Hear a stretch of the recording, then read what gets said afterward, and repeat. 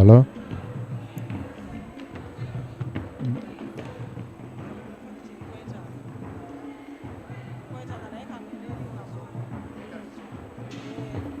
Ladies and gentlemen, I take this opportunity to inform you that the Vice President of the Republic of Uganda is here with us, has arrived to grace the National Science Week.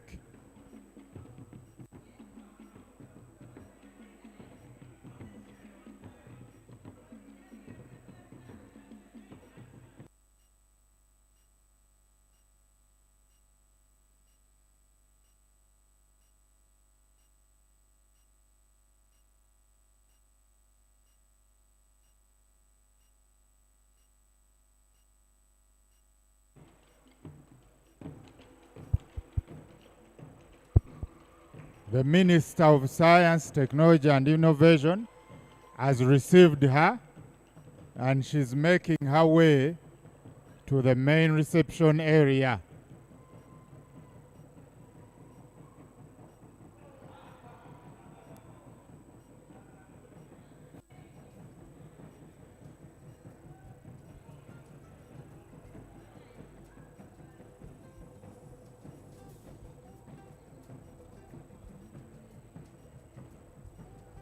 Your Excellency, you're welcome to the National Science Week 2022.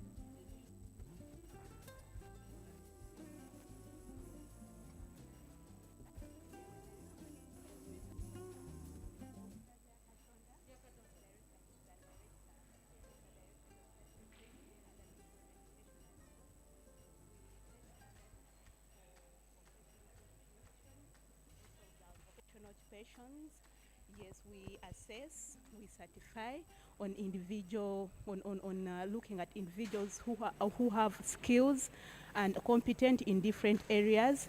Now we are now into the lower secondary curriculum, where most of the students are expected to come out of senior 4 with at least a skill and a competence, and also the certificate. These skills help them to face the world of work. Most especially, we have had different students dropping out of school, but they come out without any skill, and they end up being street children. They end up being they are not even employed. So whenever one has a skill, either in a vocational, whenever they are assessed and they are assessed by DIT and certified, they're able to go out in the world of work and do can even be they employ others. They also have skills that can push them. Thank you.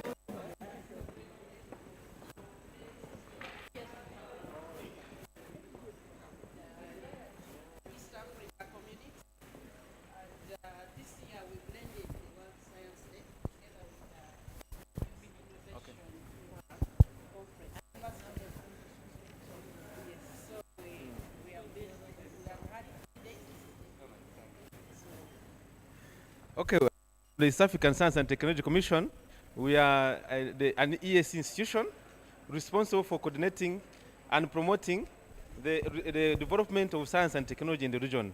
So STI is one of the key factors that can lead to the industrial development and the socio-economic development. So our role is to encourage coordination in the research, especially by creating policies that can harmonize across the region. So that what is being done in Uganda is in harmony with what is being done in other countries. so that we can increase the marketability. Like if we manufacture something in Uganda, you can sell it across the region. So our purpose is to make sure that everything we are doing is being coordinated across the region. Okay. Yes, yes.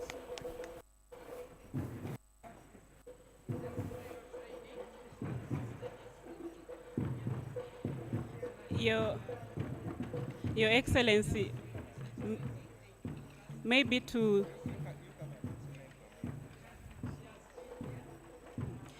summarize the whole tent, this is support services for science, technology, and innovation. So what the innovators do, they send to either URSB, URI, so that they are support what this ends about. They are support services to make sure that our innovations move from lab to the market. The incubators, regulators, we have registration of patents, so all this is support services for the sciences. So,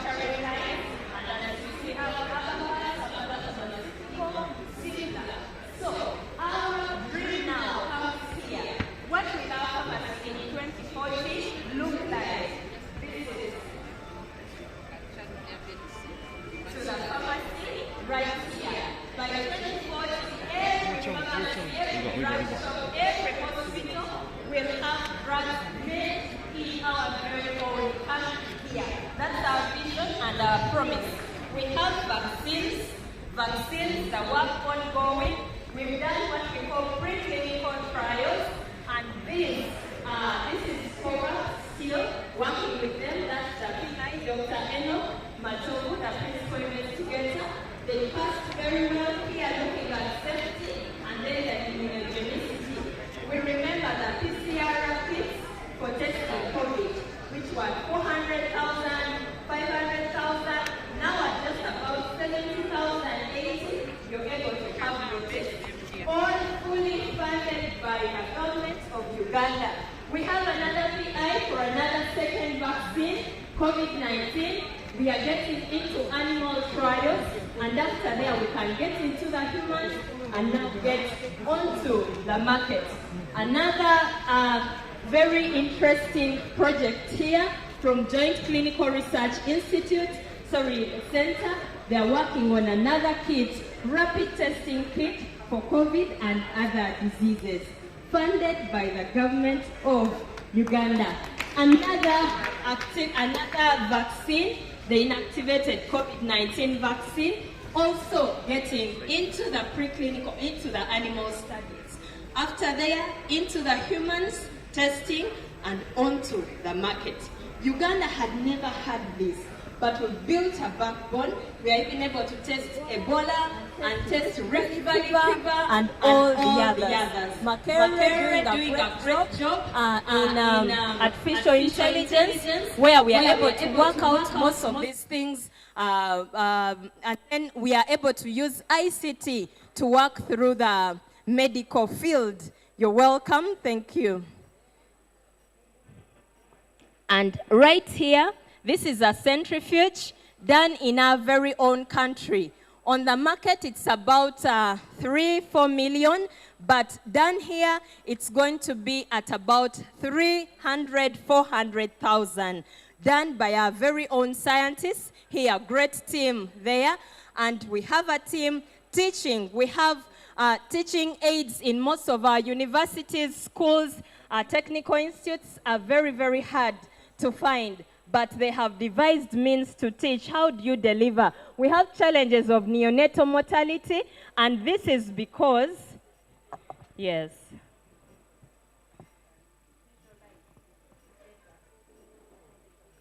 On ward, yes. Yes. So in the event we have a premature, from there, we bring it. We want to introduce to you, Your Excellency, the world's largest baby incubator. It won the world's record. The one that won is actually already at the referral hospital in Kawempe, winning 194 countries by this gentleman. This is Byayesu Okelo and Mr. Twaha and their coordinator, Mr. Stephen. They did not go to university, they did not finish secondary school, but here we are winning in, thank you, made in Uganda.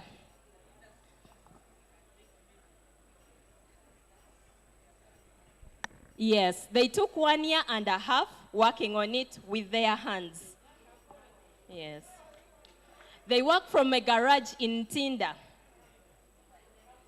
In a garage. Yeah.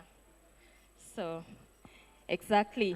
Here, looking at the challenge of disease that we have, decontaminating masks, so we are able to reuse them and they are safe. Done in Uganda, we are still going through the processes of cleaning up, but yes, this shows you industrially, yes.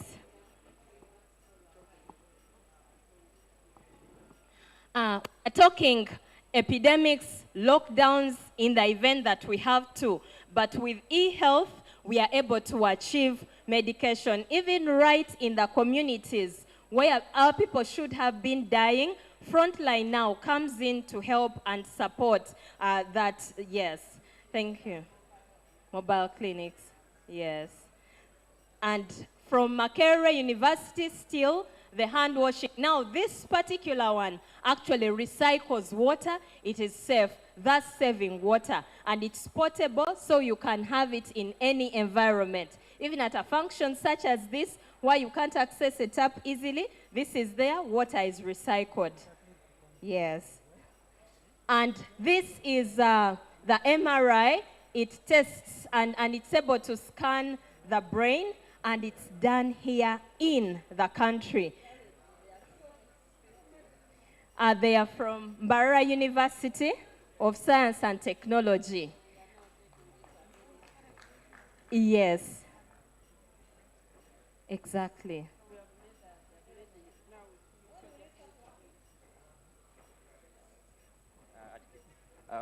Yes, in about 3 years, we're going to start selling this to hospitals in Uganda. Yes. We want to test this device in Care Hospital and also Mbarara Regional Hospital next year. So like you see, Your Excellency, most of these not yet on mass production, and this is how science comes in. Neonatal warmer, we've been talking about the babies, but the transportation also has many of our babies killed. So they are working on a device that is able to give safe transportation. It's clean, but also it gives the humidity to the baby, the temperature that is required. Oh, talking about cancer, we have this Ganoderma mushroom that scientists is seeing. We are getting into the trials, like we showed you earlier there, to see how effective, how safe. But they've already we already have evidence of patients that have got healed and cured of cancer. But it also helps with HIV, and science technology comes to provide that standardization. You're welcome. From BioTrack, Mbarara University, we are working with universities around. They are working on a number of products, like you can see them. So our next levels is going into clinical trials for most of these to standardize. We are no longer just herbalists, but we are getting standardized. The anti-tick vaccine. Yes, we have that problem. It's economical. It is also killing our animals on the farms. We are getting into clinical trials later this year at Ngoma, and the team has already, and then a factory at Alphasan has already been set up and getting ready to start production for the clinical trials. Thank you, Government of Uganda. Oh, yes.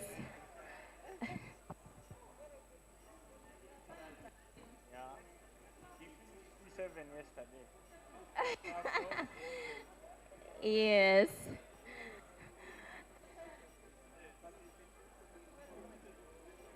So so for our animal section, again, we have a team working on sugarcane and using the dry molasses to support growth of the animals. So working with them here, they've even worked on ORS for the animals, and yes.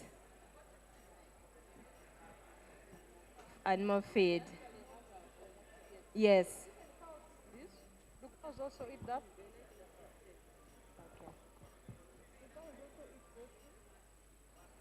Okay. Cows eat. The cow is here, and the pig and the goat. So you're very welcome, Your Excellency, and distinguished guests. Thank you.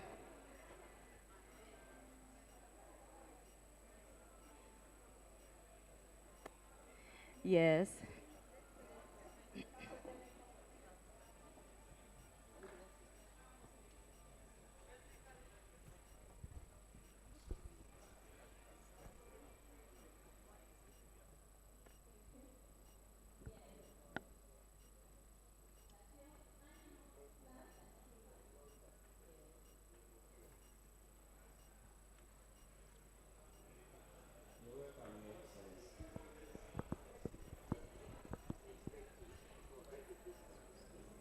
You're welcome.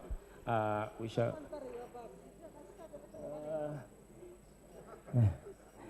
Thank you, thank you.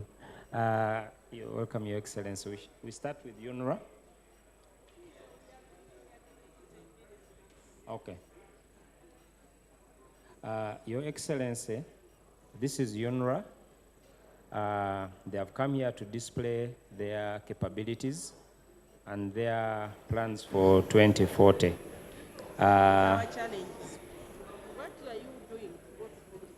That's our challenge. So they are easing communication in the urban centers. That's their plan for the Kampala Central Corridor to decongest. They have brought equipment for testing road conditions. So we now know the quality of our roads and their state. Our special message to you is the maintenance of the roads needs to be strengthened so that what we have been able to achieve does not deteriorate.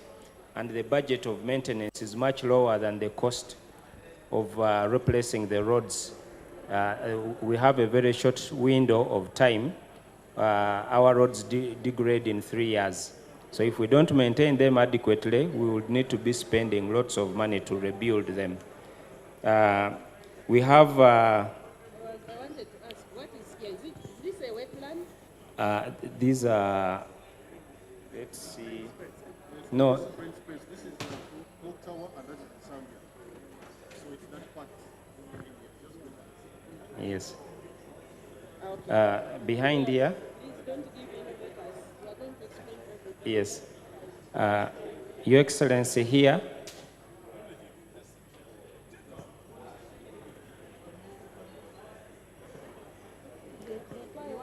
When you're going to... This is a flyover of the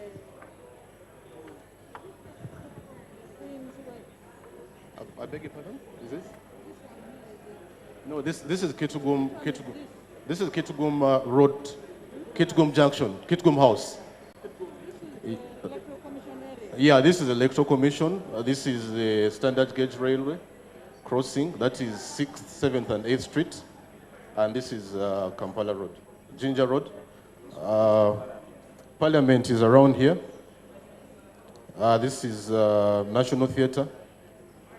Yeah, so the project comes all the way from the other side. Phase 1 ends around here. It should be complete by March next year. And then phase 2 will be the bigger one. Is the one we're working with the Japanese? Yes, this with the Japanese. This also with the Japanese, but not yet finalized. Your Excellency, behind here. When are you completing this road?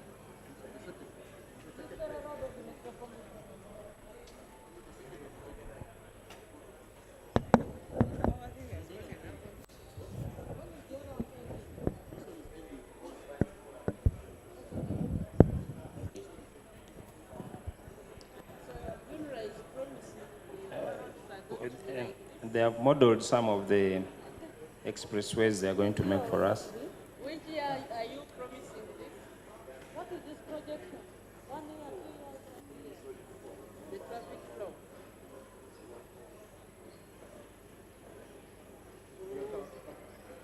I've got a Junior Express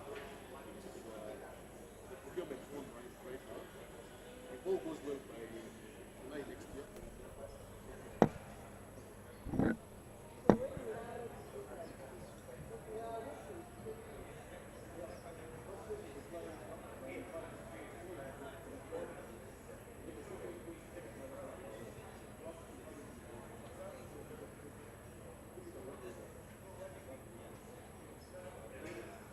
Your Excellency, outside there, that special vehicle now tells us the condition of our roads, and it can predict when we need to do adequate maintenance in order to conserve the roads and lower the cost of maintenance, overall maintenance.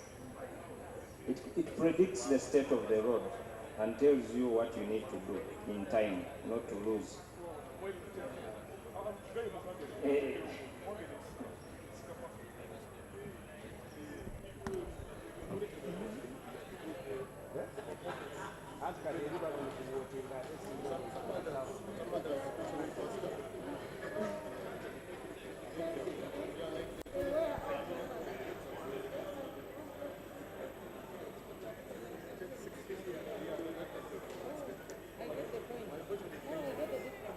Your Excellency, this special tool here, now this is a drone that surveys in the air and gives you this kind of information.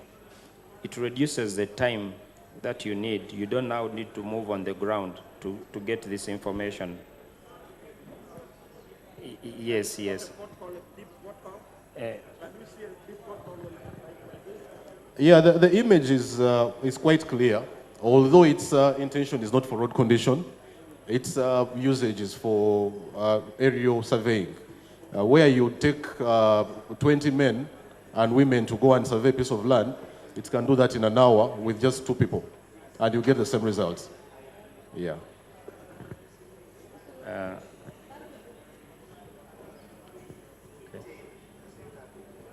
Your Excellency, this is space science. 2 minutes. 2 minutes.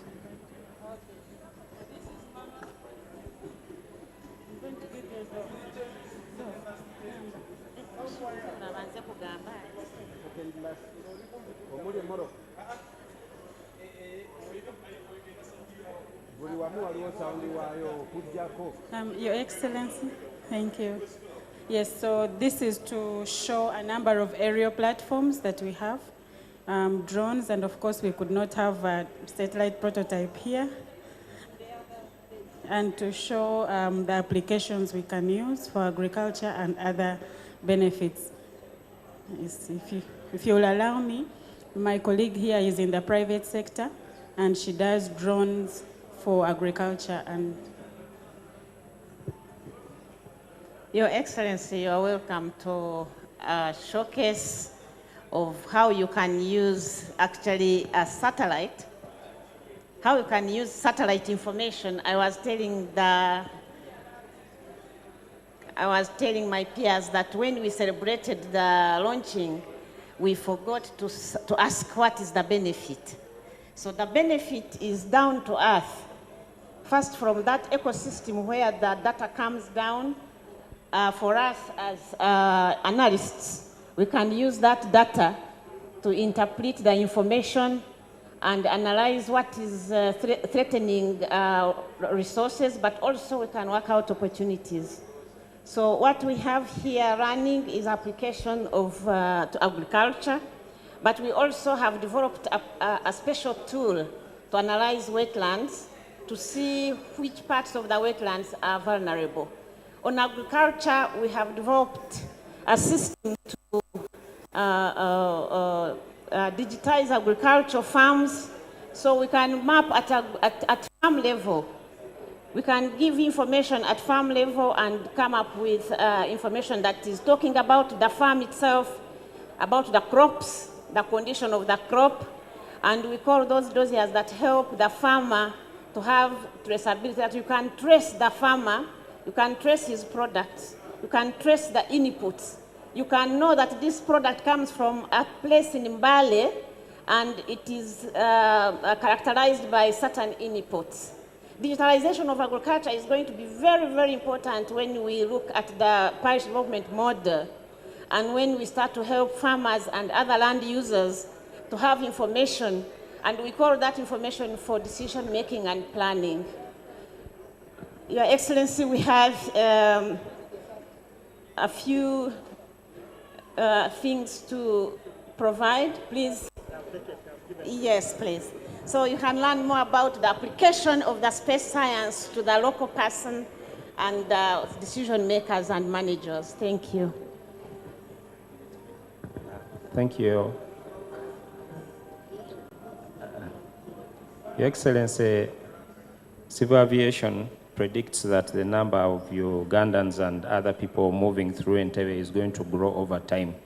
So they have planned to expand our cargo handling and passenger handling capacity. And they are here to show us their plans.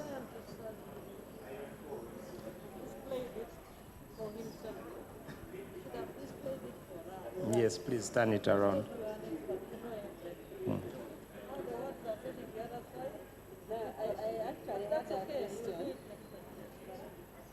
When the Prime Minister was here, it was like, this is a small, we have plans to expand the airport. have a 20-year master plan. Phase 1, which is expected to be completed next year, was involving expansion of the departure facility. So already plans to expand the terminal building to where the cargo center used to be are already underway, and in fact they are already constructing the foundation. So the airport is still expanding. Yes. Also, you've gotten some land from what used to be part of agriculture. You remember in cabinet we took a decision. This airport is too small for the future, but there is fortunately some land, adequate land that will be enough for expansion. And agriculture used to hold some.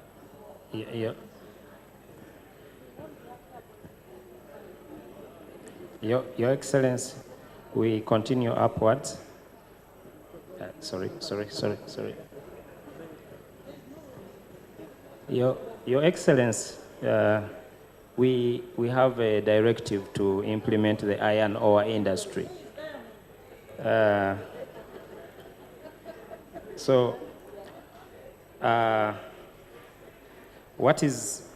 are our minerals. These are all Ugandan minerals. This is our famous copper from Kilembe, which is about 1.7%. But our iron ore from Kabale is 67%. Now we need to get it out of the ground. These people know where it is, and we need to give them priority in identifying the quantities so that we can develop economical mines. So here they are showing our variety of minerals.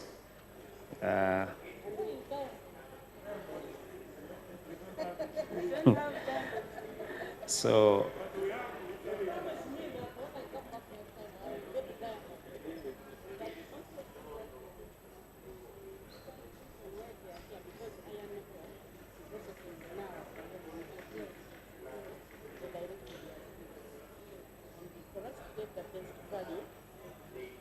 iron ore is blended with some of these to get the products that we need to address the exporting infrastructure problem as we are doing priority.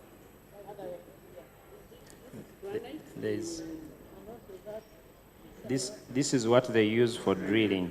They need to drill about 400 meters underground and get these cores and test these cores to see the distribution of minerals in the ground.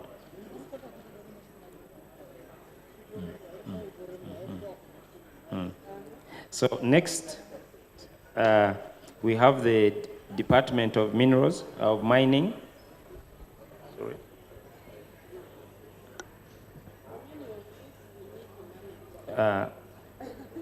This is the Department of Mining. What is new here is that the new law on mining gives government an opportunity to set up mining industries so that we don't depend on only private investors and foreigners developing our mines.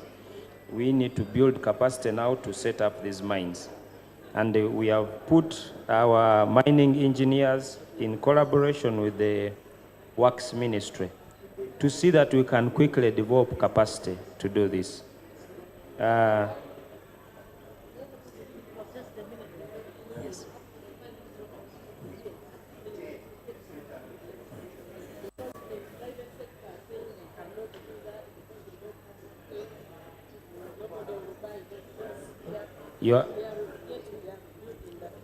Your Excellency, our Minister of Works, in addition to supporting and collaborating with sister departments, they also have a directive to use our stones to reduce the cost of building roads. You can see here, this is a very famous road building technology from Europe. It lasts for so long, and we have a lot of rocks. So they have a project where they are going to try this technology in the country. Yes. Yes. So this picture is taken in Uganda? Okay. So yes. We are We are told that when they did the... Yes. We are told that after Karuma, the amount of rocks they have, they are going to use it. Your Excellency, these developments require training Ugandans. This is our flagship project. They plan to train 1,200 Ugandan youths to upgrade their technical skills every year. They have a variety of skills from engineering, motor vehicle, all the kinds of skills that we see distributed in our, and we are upgrading them. All the new technology, they are getting the tools to maintain it.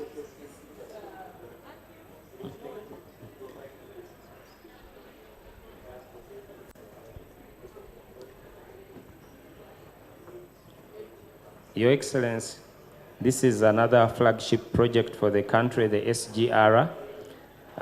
They have come here, and we are discussing about their steel requirement. We are learning more about what we need to do in order to elevate the quality of our steel industry to be able to contribute to our infrastructure development. Yes. On this side, Your Excellency, Your Excellency,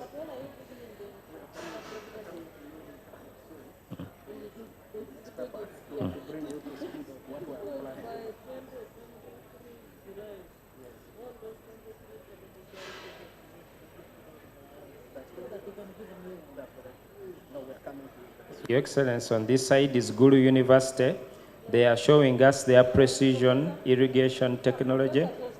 He's a doctor in science, Gulu University. This technology here helps us to be able to raise our crops in dry conditions using little amounts of water. They have a computerized system of controlling the soil moisture so that they use the least amount of water. This is a very famous technology around the world. I saw it in Israel. Yes, this is now in Uganda, Your Excellency. Yes, yes. So it tests the moisture. You can even put fertilizer in that water. Exactly. And then it Exactly.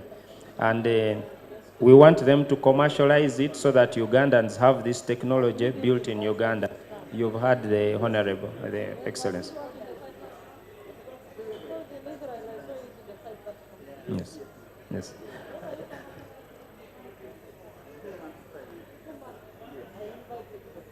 Okay. Thank you, Dr. Oyo. Thank you, Dr.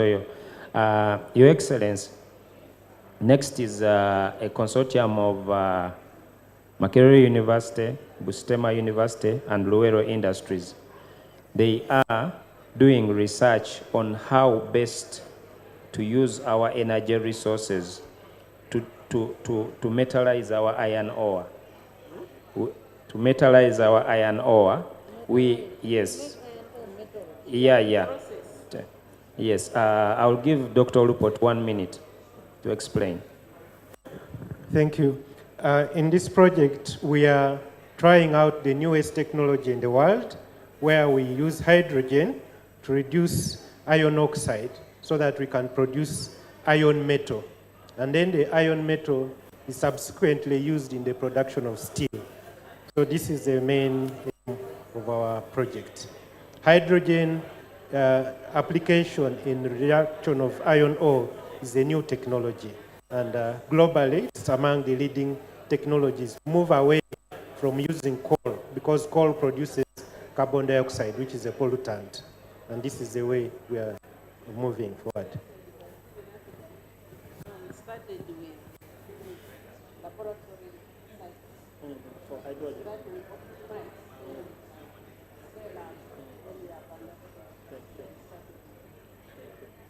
Your Excellency, on this side, on your, yes, Your Excellency, this is the only steel plant that is using our iron ore.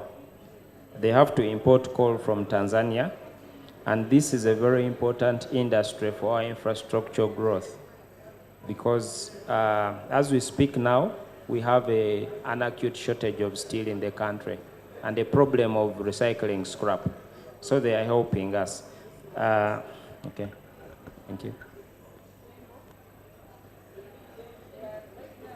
Okay.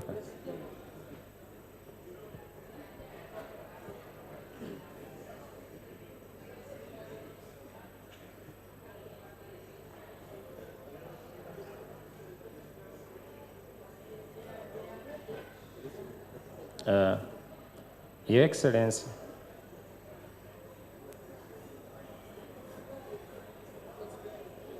Your Excellency, this is our plan for power shortage in the country. Even if we develop all our natural water hydro sources, it will not be enough for the mineral beneficiation sector and other needs. So they have a plan to develop 2,000 megawatts from nuclear power. So that's the model of our nuclear power plant. And yes.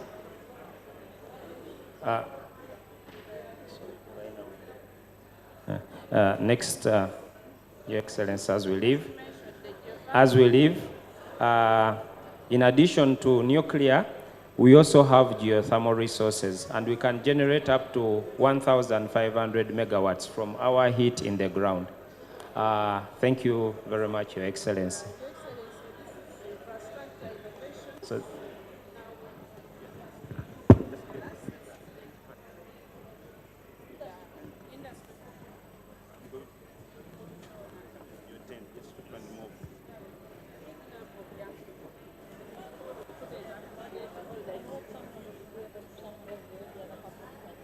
Yes, Your Excellency, very quickly. What we're doing in using Industry 4.0 technologies is creating ecosystems that work together to support innovators because there are very many.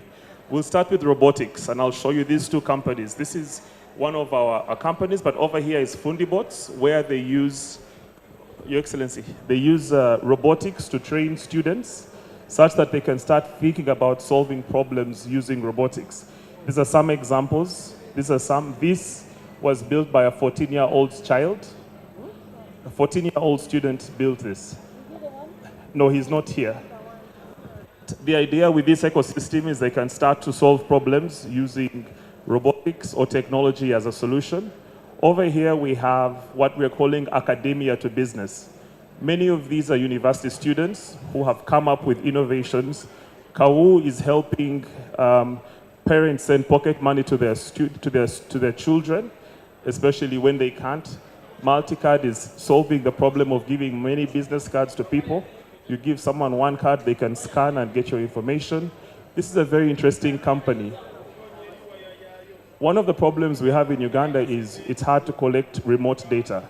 If someone is in Karamoja, if there's no internet or a telecom connection, you can't collect. Say, for example, a hospital is entering information of patients, it's impossible. What this company has done is using solar and locally built hardware, you can collect data from anywhere in the country.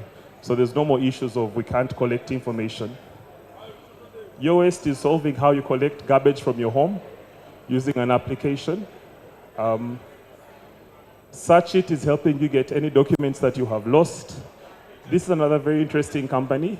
One of the problems we have is hardware. We have so much hardware at universities, for example, and what they're doing is using what you call excess capacity. So if the servers are 1,000, let's say 1,000 megabytes, there's maybe 200 left over. They have turned this into cloud hosting, as they call it, so that students can have free space on the cloud to upload their applications. So it's, yes, so it's, this is UICT. They have something called School Manager and a health management system as well. Again, this is a government institution, very well supported. So this is the first ecosystem. So we support them as an ecosystem. The second is the blockchain. You've heard about blockchain, I'm sure. We sometimes don't understand the technology, but what it is a way to secure documentation, to secure information. And in this ecosystem, there's about 8 companies providing different types of services. One interesting one is Walimi, which helps farmers reach the market. On this side, Diwala is helping solve the problem of Bichupuli, so they can save documents. On this side, Your Excellency, Tubayo, which is a tourism company to help people find products. Into tourism attraction. Yes, so people can come and see what's on your farm. Yes, there are two. And these are helping young people get jobs. Yeah. Of course, there's others here, you know, Jimmy and Glovo. Easy Matatu helps people it helps manage how people book taxis. If you want to book a bus ticket somewhere, you can use this solution to do it. Very quickly, Your Excellency, I would like to show you one last part of this area. This company is called Tripesa. It helps tourism businesses get online. Like you said, you have a farm. They can help you start selling experiences. This is the fourth ecosystem, which is called local electronics manufacturing. What we are doing is getting companies to produce hardware in Uganda, which can be sold to the world. And they're doing it through a consortium. This is a computer made in Uganda. This is a full computer. You can install operating systems. There's some schools using these now. This is 250,000 shillings. Purely made in Uganda, and we're working with them as STI. Thank you. Yes, this is on the market. Did you guys go? Yeah? So I'll just move on quickly, sorry. Camtech is from Bara University, and also creating hardware to help with neonatal challenges. This is Nerico. What did you put? Yeah. So smart home devices, again, made here. This is one very interesting one, Your Excellency. This is a company called RevMake. One of the problems we have, and I'm sure you would relate to this, is these are lithium-ion batteries from laptops and other electronics. They get this, which would normally be waste, and they turn them into power banks, which they sell in Uganda. Now, this is very good for import substitution and solves a very big problem around electronic waste in the country. And just two more. This is Innovex. They are producing this system, which is a solar management system. This company is Ugandan, supported by government. They are selling across East Africa with very good revenues. But here's what they did for Science Week. This is a Bluetooth speaker made in Uganda. Actually works. And this is a radio fully designed and made here in Uganda. From the placement of the components and everything, it's made fully here. So we believe hardware, especially from this bureau, is one of the ways, one, to create jobs, but also drive innovation across very many spaces. And we're working with this company over here, Diventus. Oh, this is your gift.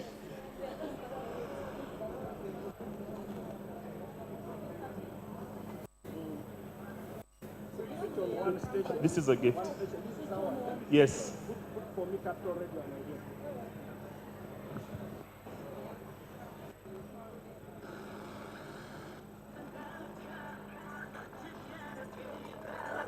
Trust me, I know you keep it hood no matter where you are. 'Cause you come from the ghetto, I come from the ghetto. Girl, you're the type of life, that's why I keep you what you want.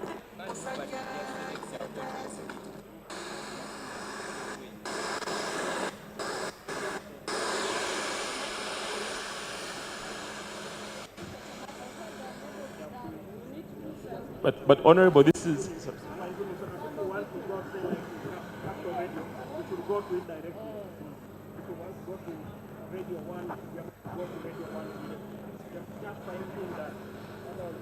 I suggest the feedback is taken and they create a screen.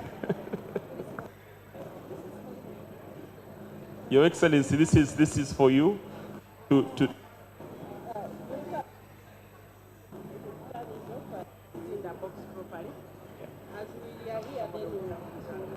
Lastly, RideLink is a logistics company to help trucks. If you want to, call a truck from Gulu to deliver something in Kampala, they will help you do it at a fraction of the cost. As opposed to driving or renting a full truck, someone has a truck, you can get it at a cheaper price. And this is Diventus, an Ethiopian company that we have convinced to move and establish in Uganda, manufacturing locally through our areas. Yes. Yeah. These are smart meters for electronics and water. Meters. Yes.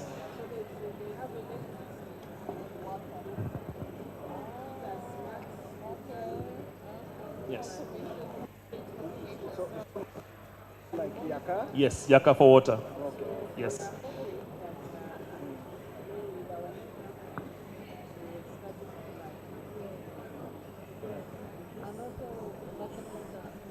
Yes.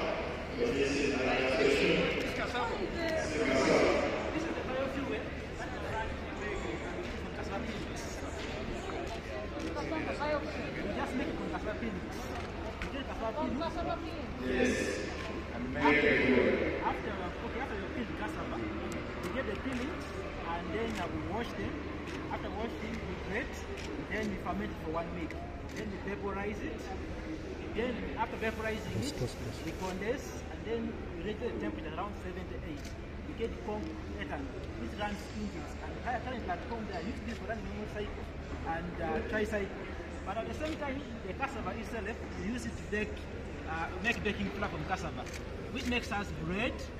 Right now, as I speak, cassava bread, usually 100%. Right now, out there, we are baking cassava cakes. They are in high demand. People are eating them.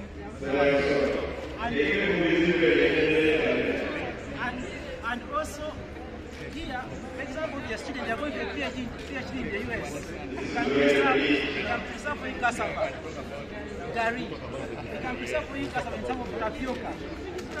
Is it the market? No, we have just qualified for the new one year. And Minister, thank you for supporting us. Yuri has all the data. They just need a little much next year. Come and maybe. Biofuel. Almost my feelings at home. That gentleman is a man of the biggest cassava. My name is Ikware Emmanuel Asha. Ikware Emmanuel Asha. From Tororo. And I say clip saying that you are the biggest producer of cassava. So one factor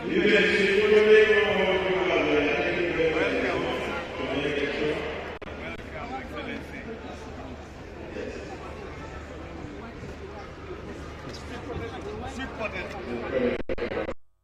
We want sweet potato porridge, sweet potato cereals. Exactly. So nutritional foods, but also going mainstream. you see what the minister right now? Sweet potato bread. And the brand is clearly Choga because we live sweet potatoes. Ladies and gentlemen, the Vice President is in the second last change. And in a few minutes, she's going to be with us in the main exhibition hall. So I call upon all of you to settle down. Those who are outside can come in. When she comes, we shall stand up and welcome her. Then we remain standing for the national anthems, the national anthem and the East African anthem. Then we shall proceed with the function. Thank you.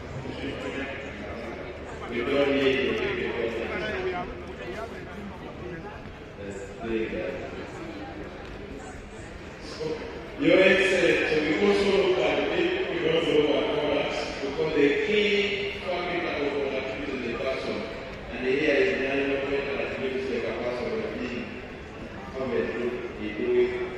So this is our first. Yes, so because of that.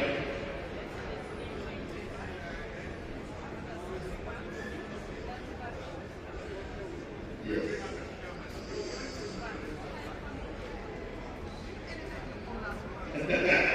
We have one parish who go to give us a parish here and we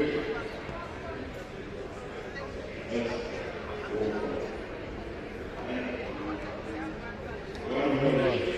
So, Your Excellency, let us enter the supermarket.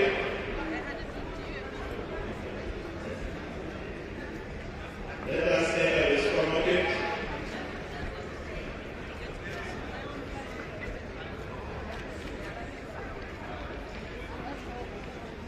These ones are making drugs from needle free. I made the needle free the darling of Uganda. They have a number of products. He's going to talk more later about the product, but this is now a pesticide. They have even drugs for livestock. Made from Uganda from Panama.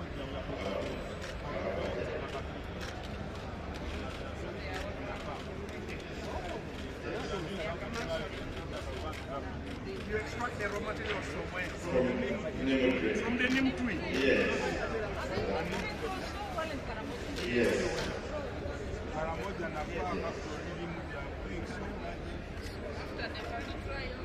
Then we push them to commercialization. Yes. We saw Africa on the other side, they have, but they also do kosher, so we move. All these are commercial. We are now in the supermarket. We have more bread from there. Yes. And this is even exported now. And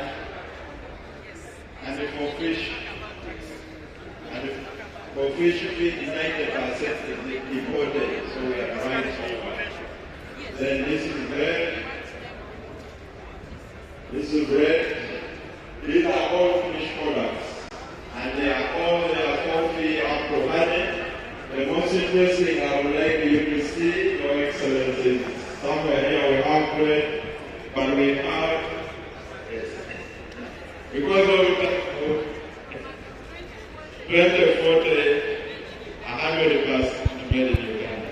And I want to remind people that you can renew your driving license here. It ends, or you can get a new driving license in the mobility tent. Please don't miss this great opportunity. Our cars. We can stop importing brushes. They are making brushes from the tape. Which hands? So these are two brushes. And then we have also a bottle which cleans the water. This is also made from Uganda. That bottle. No, that one is not from animal. This is animal water. So I take you to the share butter area and then release you to go to the village.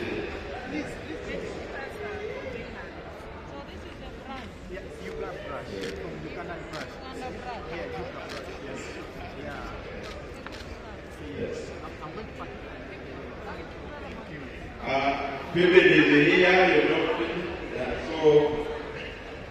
so this is shea butter here this side. This is now cosmetics. Shea butter is our darling for export. So we have a number of players in shea butter, a lot of them. So they have come up with these good products. You can see all this side here. It's beautiful. Yes, they are all made from here. So, Your Excellency, if you could come this side. They need to just scale up. Okay. So, all these are shea butter products. This is cow ghee from Itoto. Is also this is cow ghee, Sekini Care.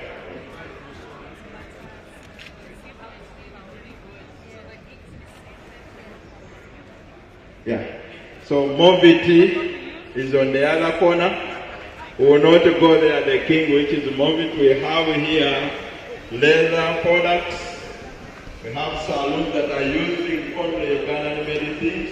We are trying to focus that we will not have any more other new things in there. Yes.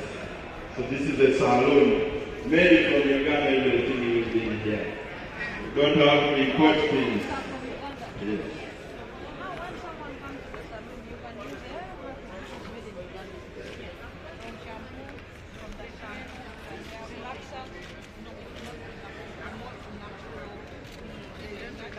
African nature, like yours. She was our winner, innovator of the year last year. Thank you very much. Okay. Thank you. Your Excellency, we have plates in there. They are making food for the shoe made in Uganda for the security. So Your Excellency, Kampala University also came. We have 5 students here which are a lot in adding the value. So this is the supermarket, adding value on cotton. We have also people making furniture from Uganda. This is motive. So because of time, I'll hand you over to, Alan to go and see how they bring in the mobility industry. Thank you very much. Your Excellency, you're most welcome to mobility.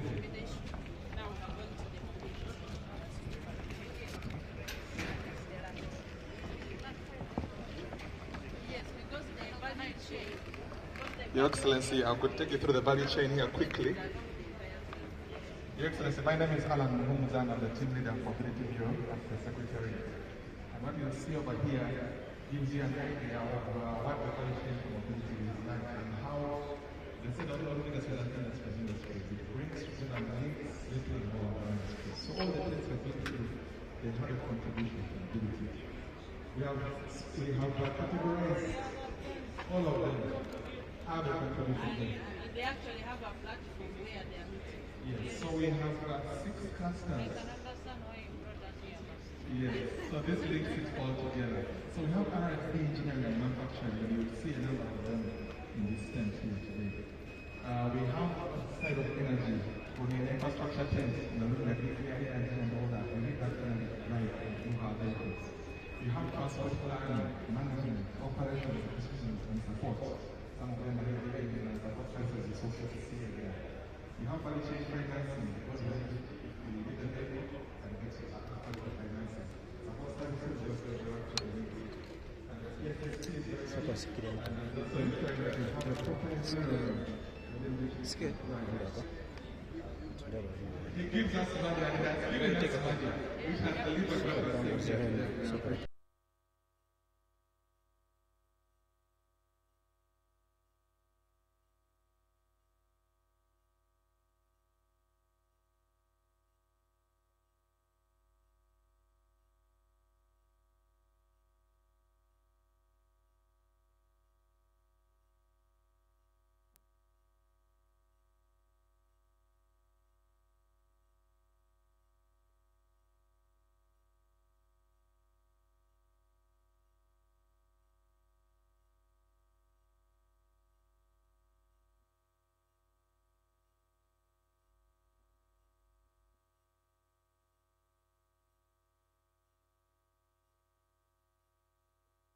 Come back, take your car, go back home.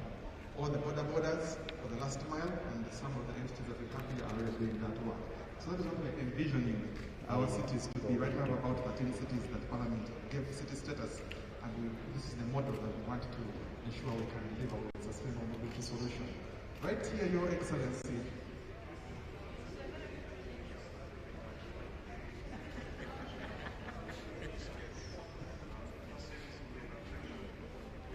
that's highlight the conversation that we are all moving together. Right here, Your Excellency, you have the International University of East Africa, and their work is in 3 areas. We have 5 of them, they're using bamboo, our locally grown bamboo, and they're even electrifying the bicycle. We have a plant that is automatic and electric that they have, they can demonstrate very quickly that can grow planting. You can see the seeds. So it plants. So this one is the innovation I'm also going to take on and take to the next level, from prototype to a commercializable product. And over here they have developed an electric motorbike. And they are already on the road with riders making money off of this bike. They are already seeing how they can commercialize the frame. How much is it? This one, if someone wants to buy, how much is it? 8 million shillings. 8 million? Yeah, 8 million shillings. 8 million. More expensive than the other one. But it's sustainable. They can give you a bit of types. This type here is for... Why is it more expensive than Bajaj? Bajaj. Which is now... Yes, the battery is very expensive. These are lithium batteries. They are very expensive. It's about a quarter. Tell them because they want to buy fuel. But they have to buy fuel. Also, once you buy it, you just ride. Yes, we have a charger here. This charger is, as you can see, you can charge it from your house. Start right there. Yes. Yes. Yes. Yes.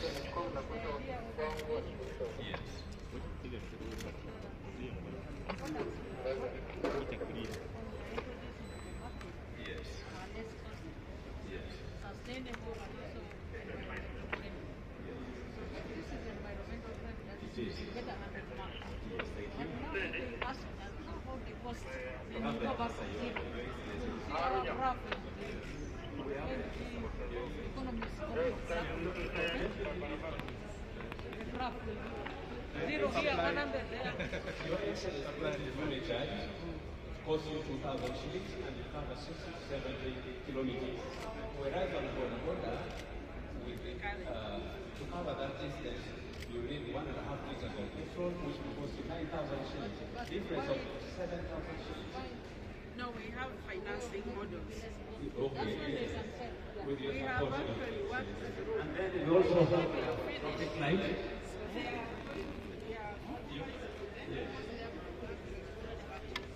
Your Excellency, our university students assemble traffic lights. And that's a working prototype.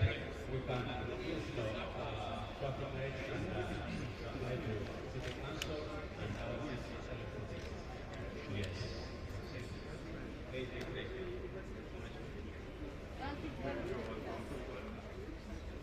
Yes, Your Excellency, they highlighted the lithium-ion battery being the most expensive component on the bike. Right here we are having R&D happening to see how we can localize the commercialization and the manufacturing of batteries. It's important to note that the battery on an electric vehicle can account up to 60% of the cost. So we need to see how that value, 60% of the cost of the overall vehicle, whether bus. So we need to see how we can deal with the issue of the battery and localize it here. And this gentleman is working on how we can use our local materials. He has the composite, the things you throw away, and he's seeing how we can extract carbon, because carbon forms on the side of the anode and the cathode for the battery. And he has this pouch, which is like what is in your phone. And he's already doing very good progress to see how we can localize this area. And the intent ultimately is to make something like this. This is what we are currently importing from China. This is a cell. This is what is in all these electric vehicles we are seeing at the core. From Mustema University. So you can see how academia is contributing to the value chain. And now when you move from that area, now what our here is a private enterprise owned by private people here, and government as well. And what they're doing is they're now building energy storage systems. So the battery storage is now what is assembled from this part, and this enters here, and this was fabricated at New. Now this is what goes in the bike like that, to drive the bike. Of course, I'm doing an electric boat, we have factors, a lot of things in this battery, they're going to be used for solar energy storage. Now when the battery is they have extra light that can be used to make power banks, torches, such as this, and this person can even charge your phone. That's what we can do with the issue of waste. And right from here now we can extract the materials and then we recycle and put it back to the recycling. Right now they are moving. You see the value chain taking shape. Yes. That is when. Yes, yes. So here this is the vision of the house government and the number of it. And they are going to set up this possibility of new producing this battery. Your Excellency, over here now we go on the side of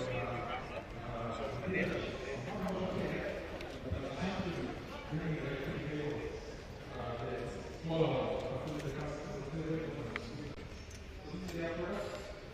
and you can charge, this is a family, and you can charge from your home. You can give a small charger, you can charge from your home, but much more time to charge. But now this charger, this is a charger. So this is what we are now looking at things that you have in public spaces like parking lots, such as your parking, downtime. No, this is the sign.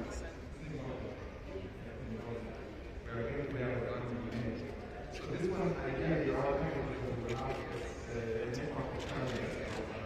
This is that will deal with the issue of charging. To be commercial? Yes. It's very commercial area. So now, is already working with us. Your Excellency,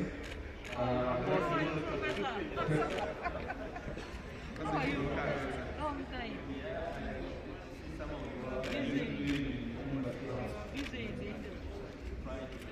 But thank you very much for sending the message to the President when he just come in office. And then we just give it. Now, I think we'll start from here. He explained that you need a charging station. I think we're not going to do that. I think more appropriate. We are going to also kind of company. We live with that.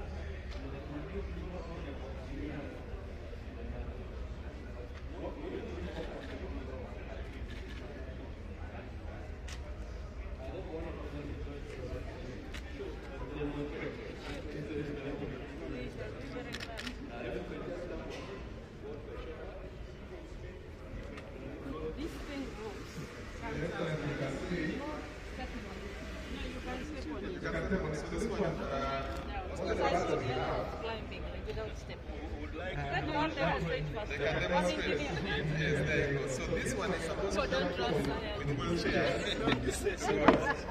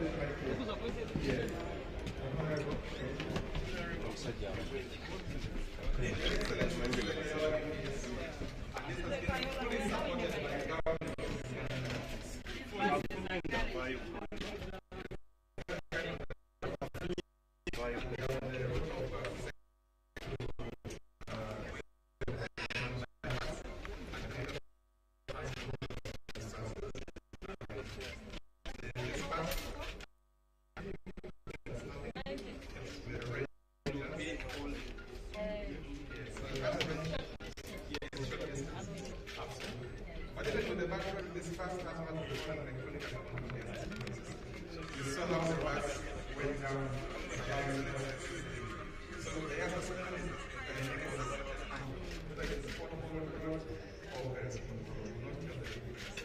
Your Excellency, this bus also has Wi-Fi, internet, all the passengers on board, USB charging the other side. There are cameras there of them when they're in the cabin, so security is good. You have screens which are showing the information. She's going to come out from here. Come. She's going to use this route. Come.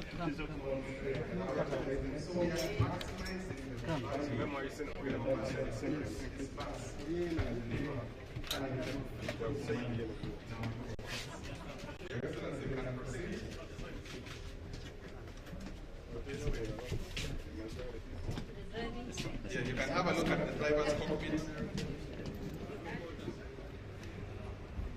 Your Excellency, you can see the sophistication of the technology here. And this is the cockpit. The driver is very safe, and he can also monitor what is happening on the bus right here, and all this controls that enable him. Yes, you can see the whole bus. He knows that they are deal with that one. Yes, Your Excellency.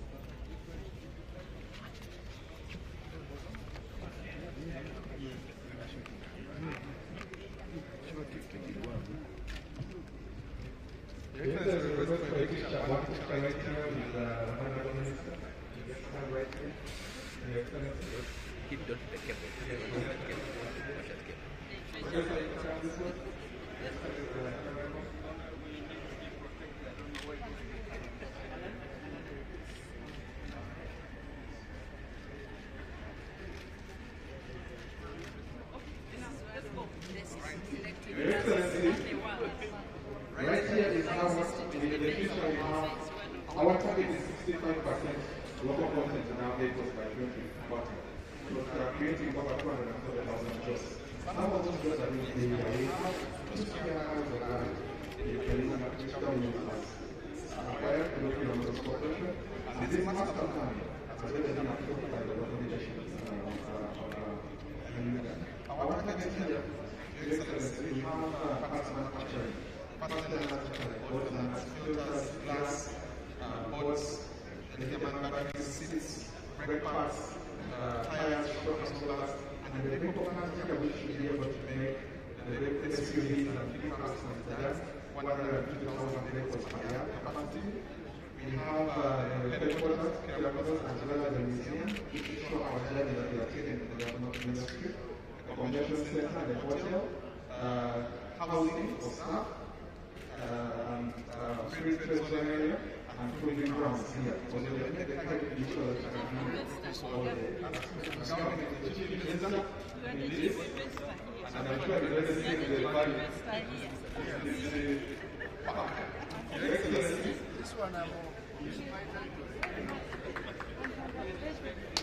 Your Excellency, we appreciate government support that has enabled us to deliver on that promise. Now, over here, we go to the users of the things we have produced. From the start here, we have a company called Renewable that is revolutionizing the logistics industry to enable you to track your routes and the medium optimal route which you can use to move goods from any point to any point. We have safe border, which is also helping the safety of our people from the borders. And right now we also have, you can order for the car through the app. You can also go for airtime and any other things, shopping. Over here, Your Excellency, we have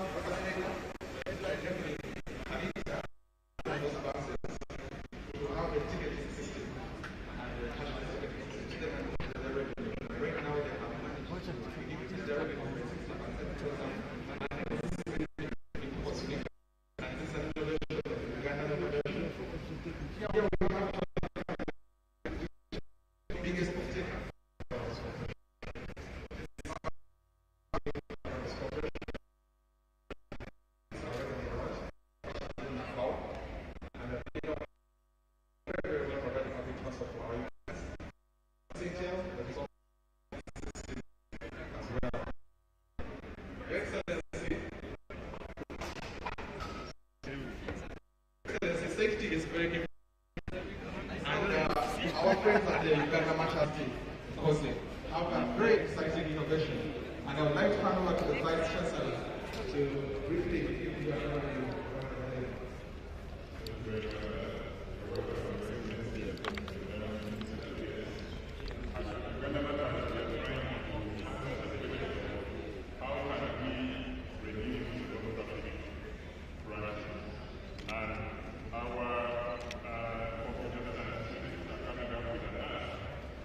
going to use data and apply the artificial intelligence to be able to predict given parameters whether an accident will come or not.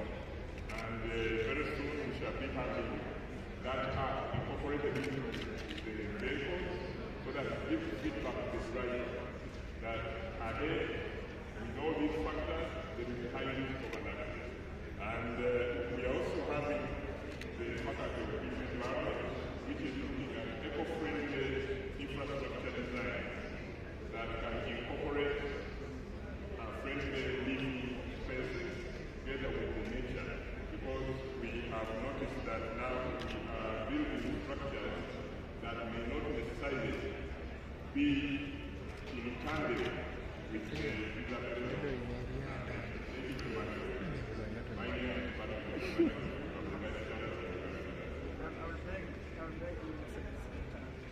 We have a road safety unit.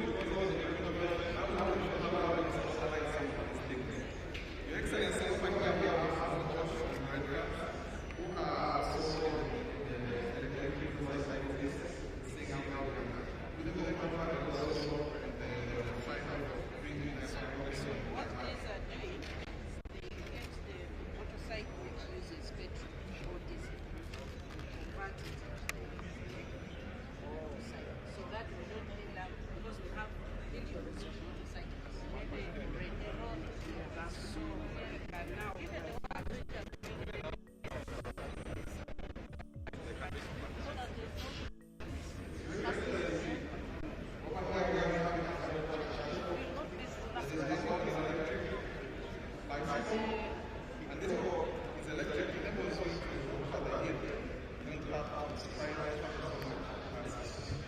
And also, if you look over here, this battery has the capacity to also support logistics. If, for example, you're a deliverer of juice, you have a fridge, you can hook it up, small fridge, and you can deliver it to your business quite efficiently. They also have another version where you have points underneath it, so it is secure. Pay a few points, you charge your phone underneath it. So the bicycle is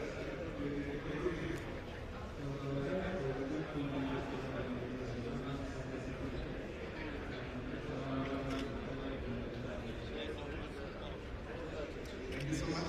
Your Excellency.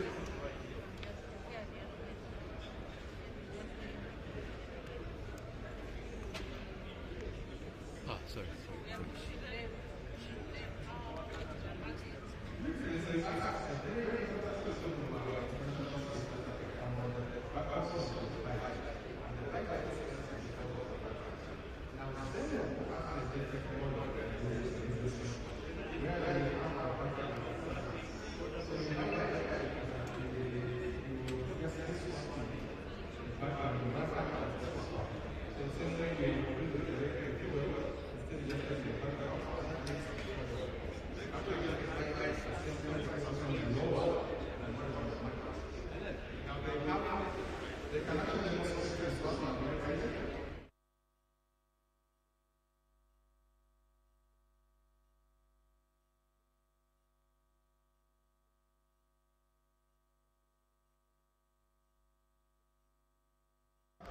So the issues that are dealing with safety and security are addressed. That is what they have.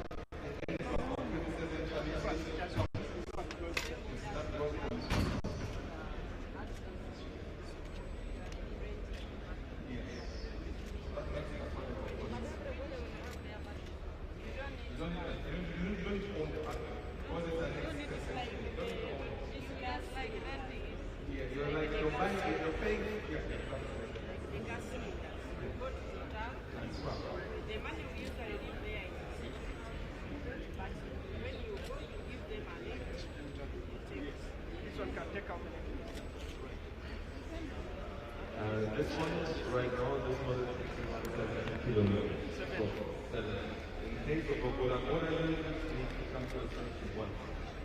We have 27 across stations. Most of them is at Kampala, but also along the Masaka Road. And the thing here is we offer a similar service to Houston. It takes 1 minute to walk there. And we have been supported by the Ministry of Energy to have this charging infrastructure along the Masaka Highway.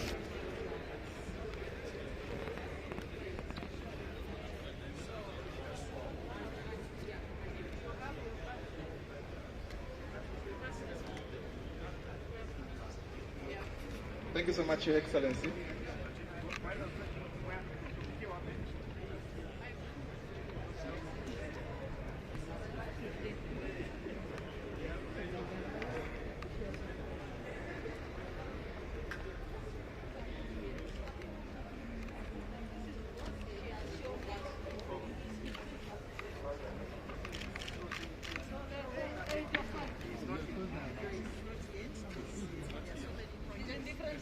Yes, I mean, we didn't want to, we wanted to just We have also content will not take you very serious. Until first you launch the other thing. Now seeing this one, I'm now converted. You must get your mind. Finish up. No, I thank you. No, you see, when I saw her launching the segment, I started saying, Ladies and gentlemen, the Vice President has finished inspecting the exhibitions and she's making her way to the main tent. And when she has approached the entrance, I will request you to stand up. Welcome her.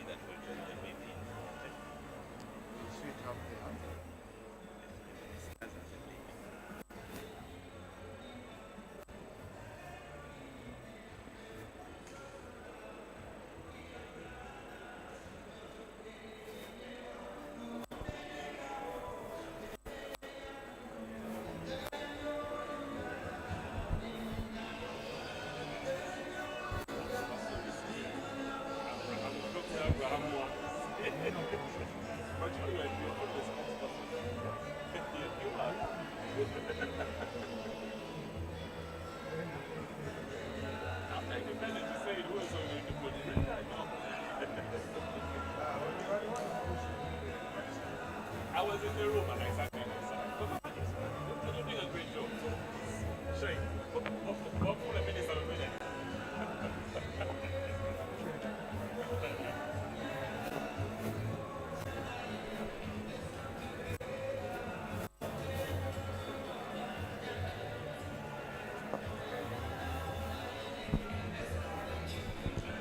Ladies and gentlemen, please let us stand up to welcome the Vice President of the Republic of Uganda. The exhibitors in the tent, please come, leave one person at your stalls, and you come to the main exhibition tent, main hall.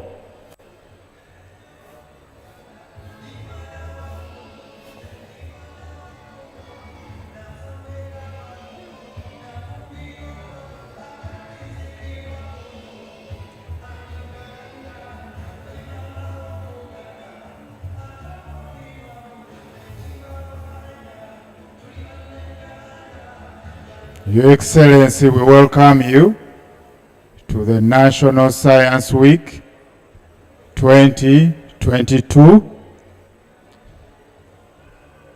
And this is the final day of the week.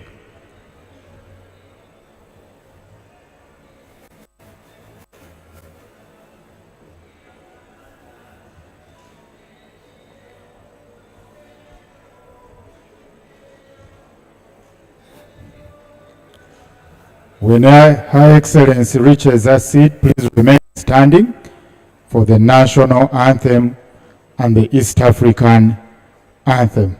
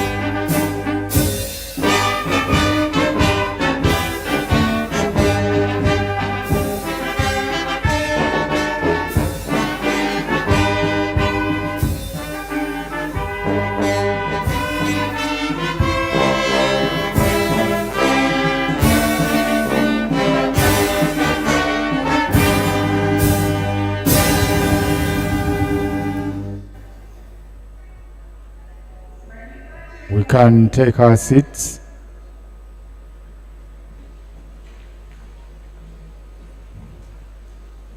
Your Excellency, we welcome you to this year's National Science Week, which is running under the theme, Uganda in 2040, the future we want through science, technology, and innovation.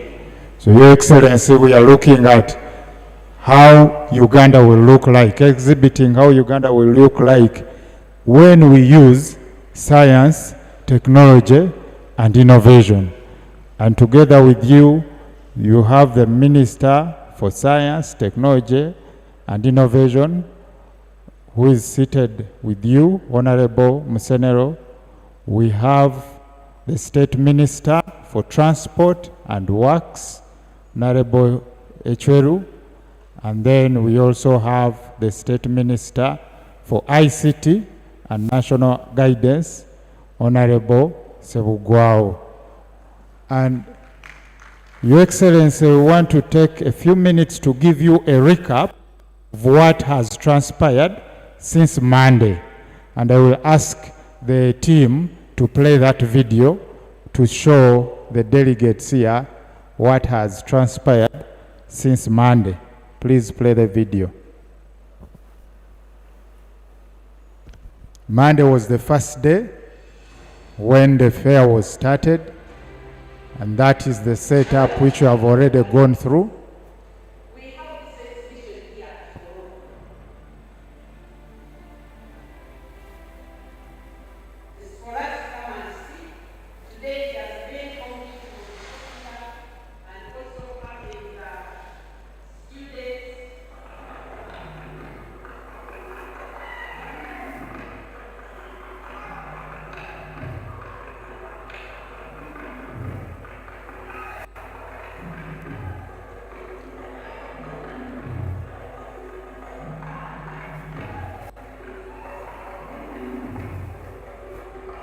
Your Excellency, Monday was mainly focusing on students.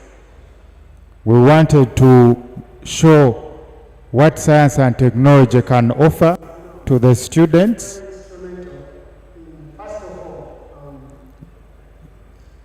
And we also watched the launch of Uganda satellite in this place.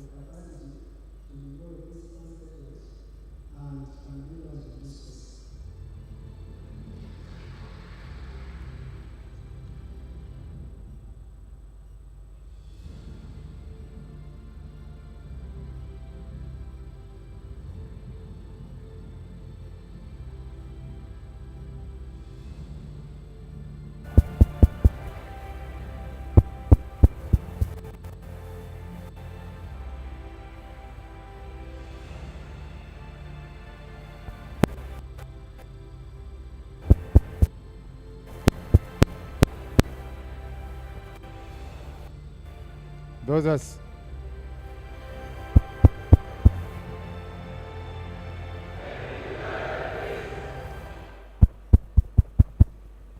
so day one was focusing on students, and we also watched the launch of the satellite. And day two, we were privileged to have the Prime Minister come and officially open the National Science Week.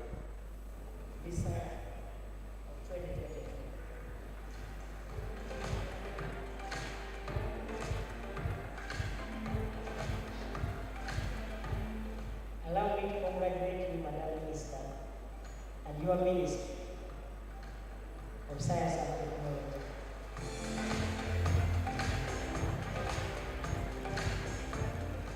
I've been impressed by what I have seen exhibited here.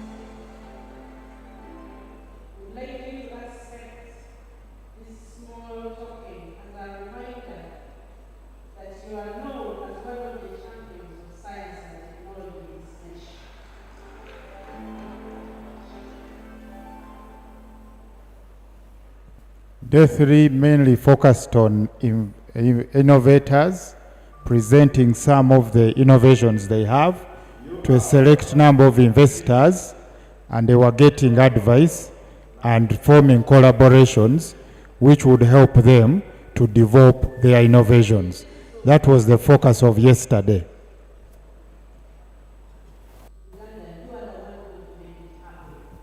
So we need you to get on board. For me, that's evident that we have reached a stage where we must genuinely erase the mindset. What is this problem about mindset change that we cannot fix? If we branded this country with attract opportunities, because there is what can actually enhance, but the evidence is there.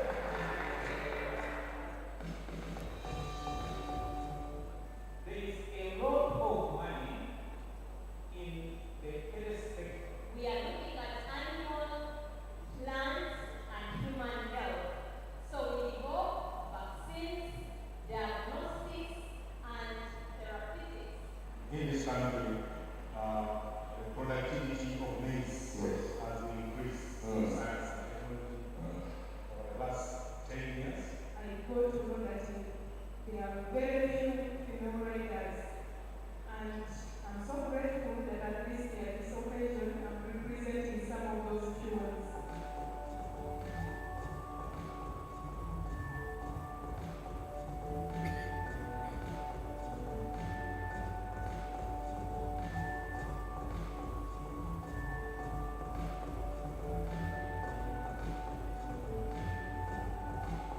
I say this is a very, very important milestone to make sure that our innovators can access funding, appropriate funding, that they can also receive the first.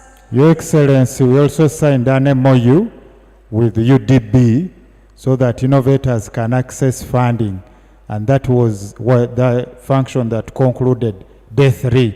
So Science and Technology and Innovation has entered into an MOU to ensure that we can have appropriate funding for the innovations. So that is how we have moved so far, Your Excellency, and we are honored to have you today. And with us in a special way, Your Excellency, we have the East African Science and Technology Commission also. Please stand up for recognition, the whole delegation of ISTICO. Please stand up. Yes. They have been also having a conference at Africana, and today they decided to come and merge with us so that they can conclude together with the Science Week. You are welcome. And at this juncture, I want to invite the Executive Secretary of ISTICO, Mr. Sylvans Okoth, to come and give his remarks.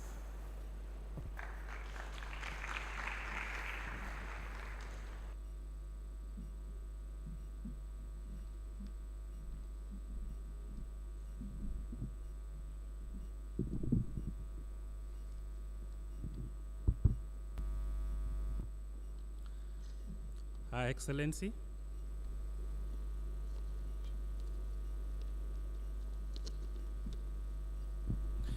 Her Excellency, the guest of honor, Honorable Jessica Alipo, the Vice President of the Republic of Uganda, the Honorable Minister, Dr. Monica Musenero, the Minister for Science, Technology and Innovation of the Republic of Uganda, the Honorable Ministers and Cabinet, the Permanent Secretaries, Excellencies, Ambassadors, and members of the diplomatic community, members of a STECO governing board here present with us,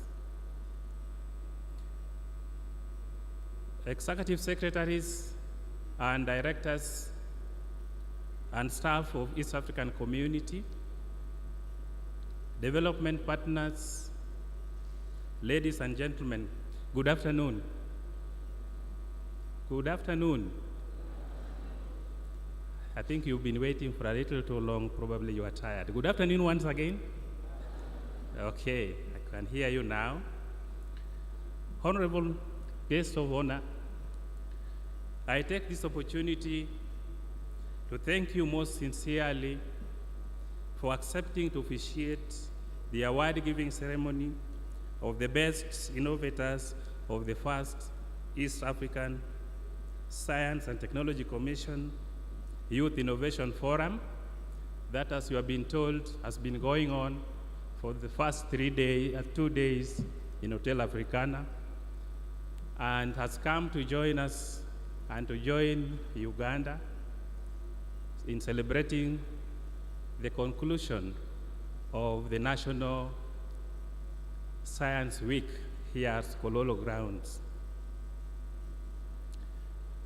With great pleasure, honorable guest of honor, I recognize the co-hosting of the 2022 National Youth Science Week by the government of the Republic of Uganda on the same venue, and I would like to associate with the audacious theme of the National Science Week that, as we have been told, Uganda in 2040, the future we want through science, technology, and innovation. The theme is indeed inspirational and conjures great hope and faith in the exploits of science, technology, and innovation in redeeming the future of this lovely nation. Honorable guests of honor, ladies and gentlemen, the twin functions underscore the importance of science, technology, and innovation in partner states, and also shows that it is a priority in the region, that is the East African Community region. Honorable guests of honor, just to give you a brief of ESTECO.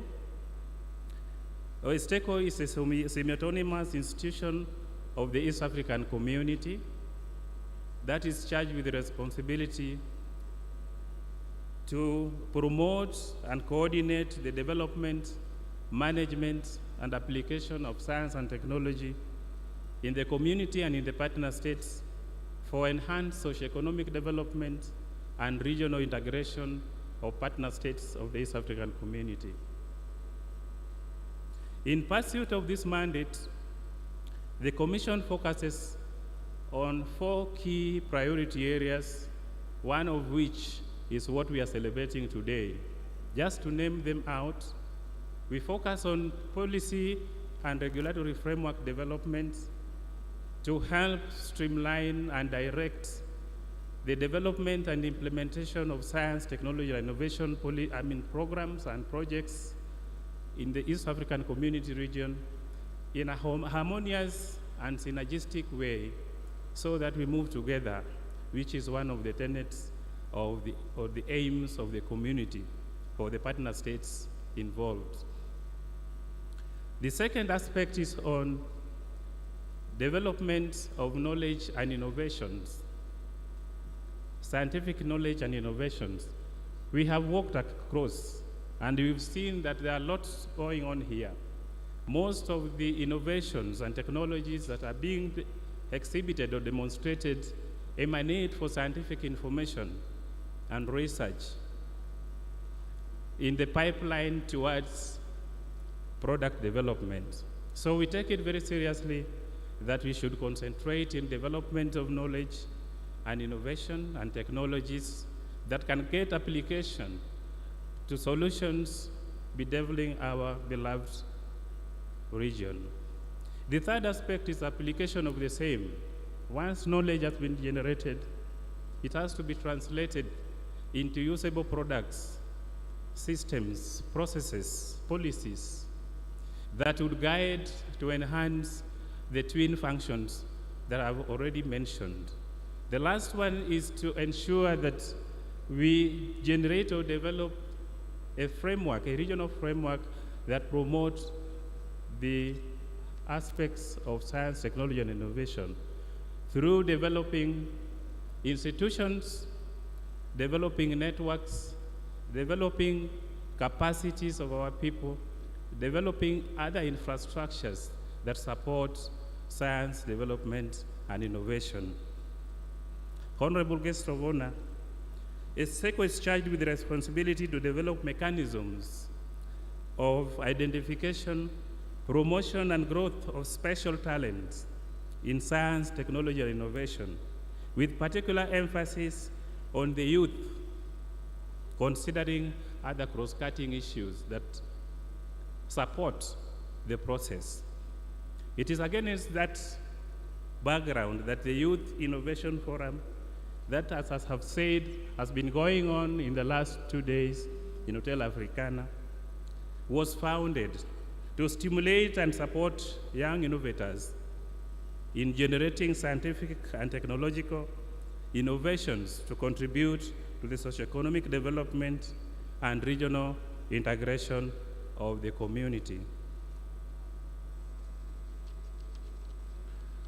Honorable guests of honor, ladies and gentlemen, the Youth Innovation Forum is a platform of the program that scientists identifies and supports regional relevant innovations from the youth that address socioeconomic development, as I've just said. During the 2 days, just to give you a snapshot of what we've gone through, during the last 2 days, the forum discussed topical issues in the regional youth innovation space in the area of science and technology. We also deliberated on various presentations from the youth and innovators from the region to see how can we catapult this into actual products and services and processes for the socioeconomic development of the region. We also exposed participants to a wide range of exhibitions, just like what we have seen in this place, and that actually is a testimony to the synergy of what happens at the regional level and what goes on in partner states. It quite encourages collaboration, synergizing the programs to avoid wastage in terms of repetitions or duplication. So, Honorable Minister, that is why we are here. And we thought because of the synergy, it fits in very well with the culture, with the Science Week that is being celebrated by the Republic of Uganda today. Honorable guests of honor, we are today at a point of unveiling the best innovators at the regional level. I believe you could be having the same at the national level. But we've taken this opportunity to come and share this with you as the host country for the Youth Innovation Forum. We will have the honor for you to present the awardees with their words when the time comes, which we so much appreciate. To our stakeholders who supported the forum in various ways, both materially and financially, you are most appreciated. Last but not least, on behalf of ESTECO, and indeed on behalf of the ESC fraternity, I wish to thank the Republic of Uganda for accepting to host and officiate this important event. Thank you all, and may God bless you all. Thank you very much.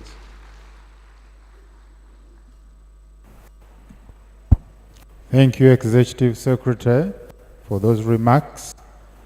Right now, I'm going to invite the Permanent Secretary and Secretary to Treasury, Mr. Ramadan Gobi, to give us a keynote address.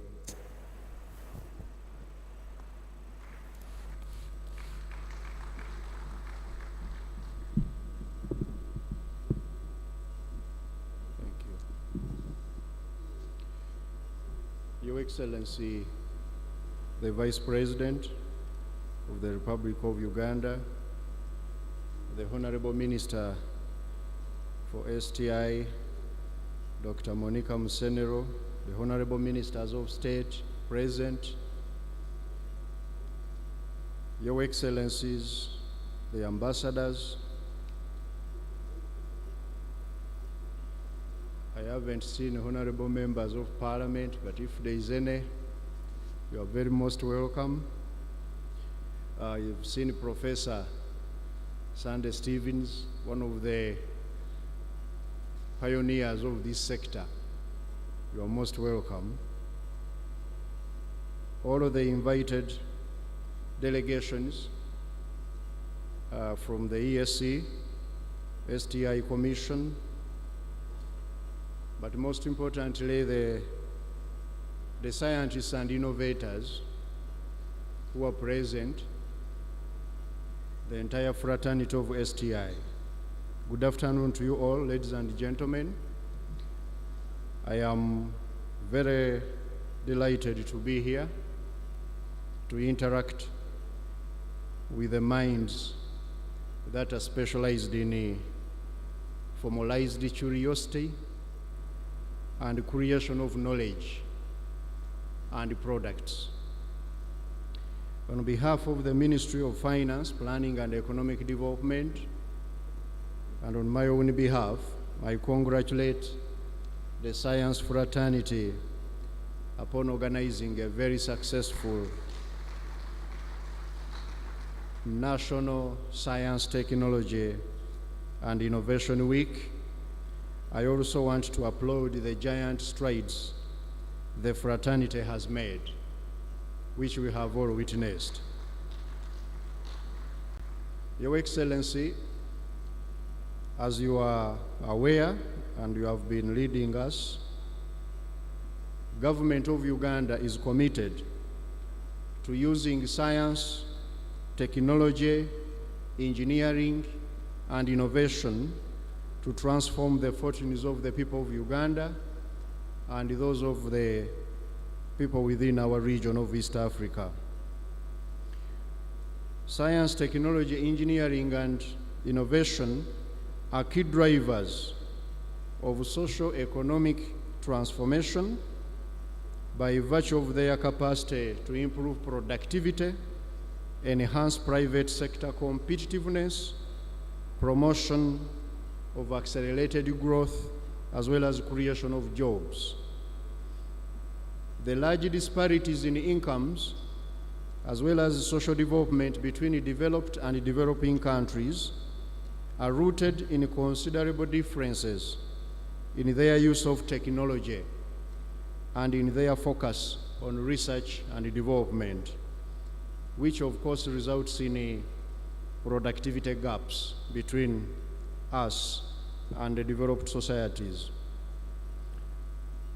Researchers have found that societies that embraced and harnessed STI have developed much faster, while those that lagged behind in STI are now finding themselves in danger of being increasingly dependent on other economies and unable to handle the vagaries of nature, especially outbreak of diseases, drought, floods, hunger, global warming, name it.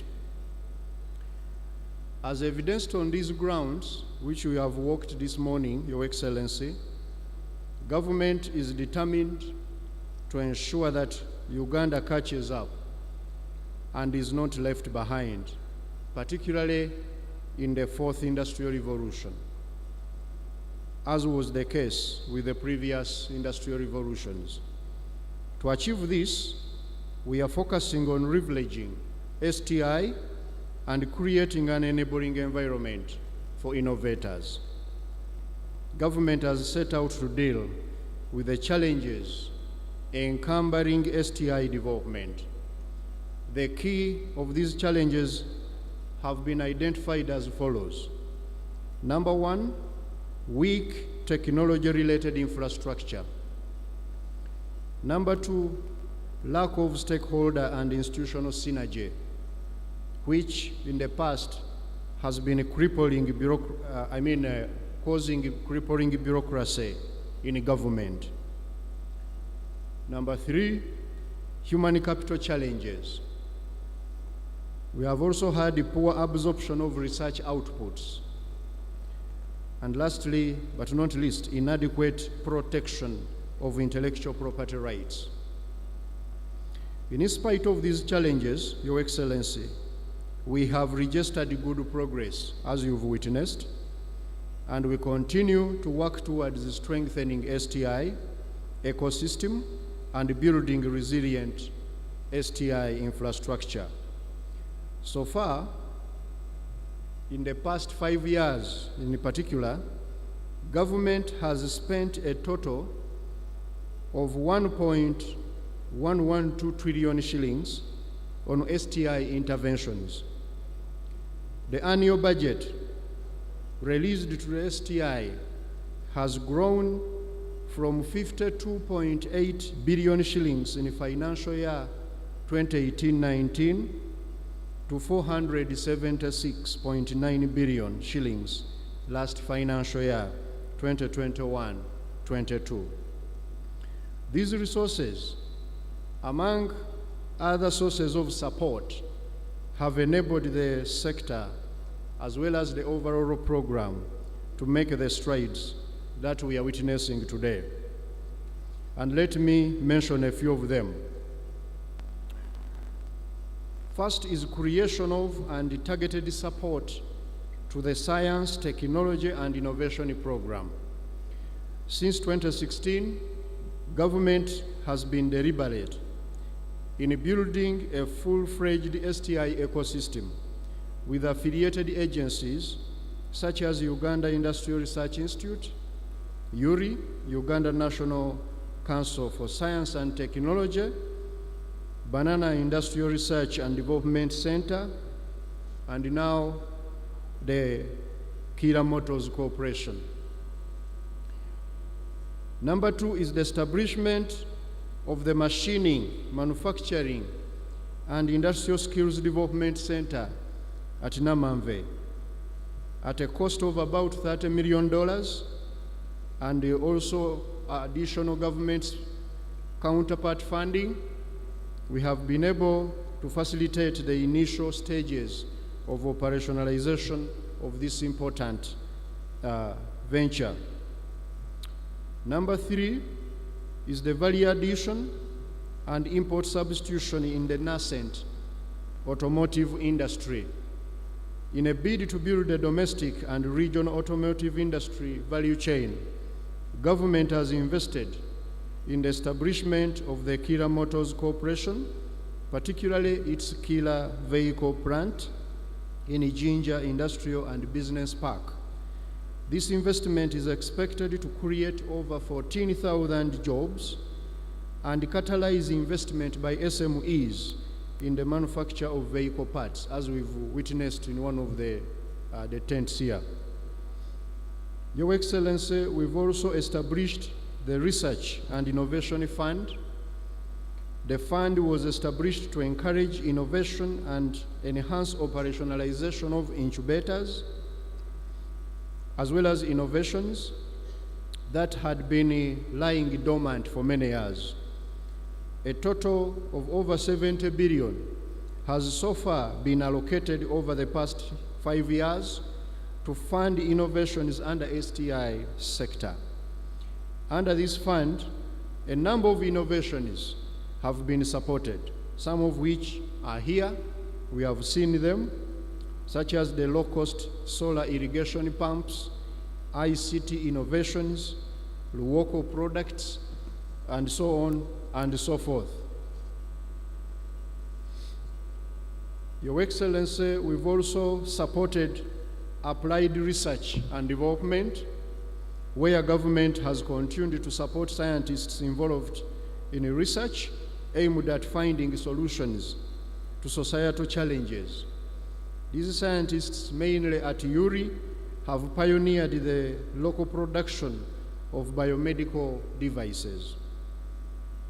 At Makerere University, Your Excellency, a research and innovation fund called REEF was also provided, and this special funding from government was earmarked to support high-impact research and innovations that address national development priorities.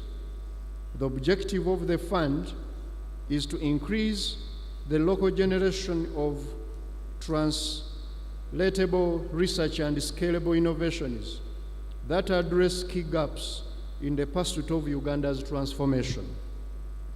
The university has received over 60 billion shillings under the REEF. The banana industrial development and value addition was initially a presidential initiative for banana industrial development, and this has been supported to facilitate promotion of research, value addition, and commercialization of banana value chain, the popular talk now. The National Science, Technology, Engineering, and Skills Enhancement Center has also been set up in Rwebitete in Chiruhura district in an effort to build the skill base of Ugandans, as well as bridging the gap between skill set of the youth and the market, the labor market. Your Excellency, we have also established the National Space Program to expedite the development of aerospace industry and space science programs in a well-coordinated and harmonized manner. World over, the application of space science and technology promotes sustainable development in virtually all sectors of the economy. At least today we have witnessed how it is contributing to the development of our agricultural sector. This is going to boost communication, meteorological observations, precision weather forecasting, natural resource monitoring, telemedicine, teleeducation, disaster warning, research and rescue operations, astronomy, and as well as security and defense. On the front of COVID response, Your Excellency, government committed resources to support scientists in the local development of drugs and diagnostics, vaccines, as well as purchase of state-of-the-art scientific and laboratory equipment to aid the scientists in this task. In addition, URI repurposed its textile research and production unit for the manufacture of 3-layer cloth face masks as the COVID-19 intervention. These interventions, Your Excellency, helped in saving the lives of Ugandans across the program. When it comes to protection of intellectual property rights, Your Excellency, for us economists, we believe that what separates rich and poor countries is not just the disparity in resources, but also, and perhaps more importantly, the disparity in knowledge. And that closing the gap in knowledge is an essential part of successful development. However, to do this, it is crucial that innovations are protected and innovators rewarded for their creations. Globally, nations with valuable economies have their innovation ecosystems built around efficient intellectual property systems. Government is committed to do the same for Uganda, and we have made progress in this regard. Through the Uganda Registration Services Bureau, we have launched the National Intellectual Property Policy as a step towards giving innovators full protection for their creations, and we are going to support them to ensure that they are protected.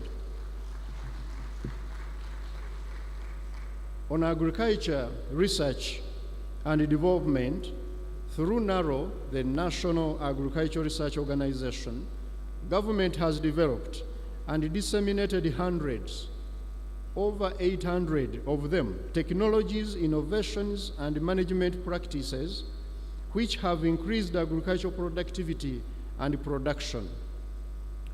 These technologies, innovations, and management practices have tremendously contributed to appropriate use of natural resources, improvement of food and nutrition security, and increase in household incomes. Some of the success stories of agricultural research and development include the following. 1, development and promotion of coffee wilt disease-resistant varieties with an established yield of 4 tons per hectare compared to the disease-susceptible varieties that yield an average of 1.5 tons per hectare. 2, biofortification to address micronutrient deficiencies in bean varieties, sweet potatoes, and bananas, among others. These are curbing micronutrition deficiency disorders, particularly in women and children. Number 3, improved superior high-yielding rice varieties, including hybrid and inbreed varieties with yield potential, resistant to common rice diseases, fast maturing, and have desirable aroma, texture, and other cooking attributes. There has also been improved maize varieties that are stress resistant, responding to climate change and other production constraints. NARO, Your Excellency, has also spearheaded adoption of cage and pond fish farming technologies and improved the growth rate of the Nile tilapia.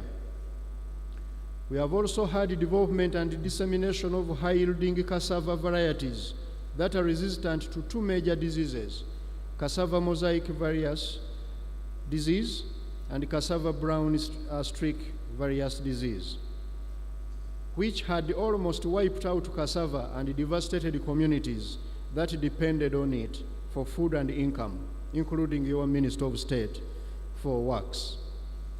The new varieties, Your Excellency, continue to restore cassava as a food, cash, and industrial raw material crop.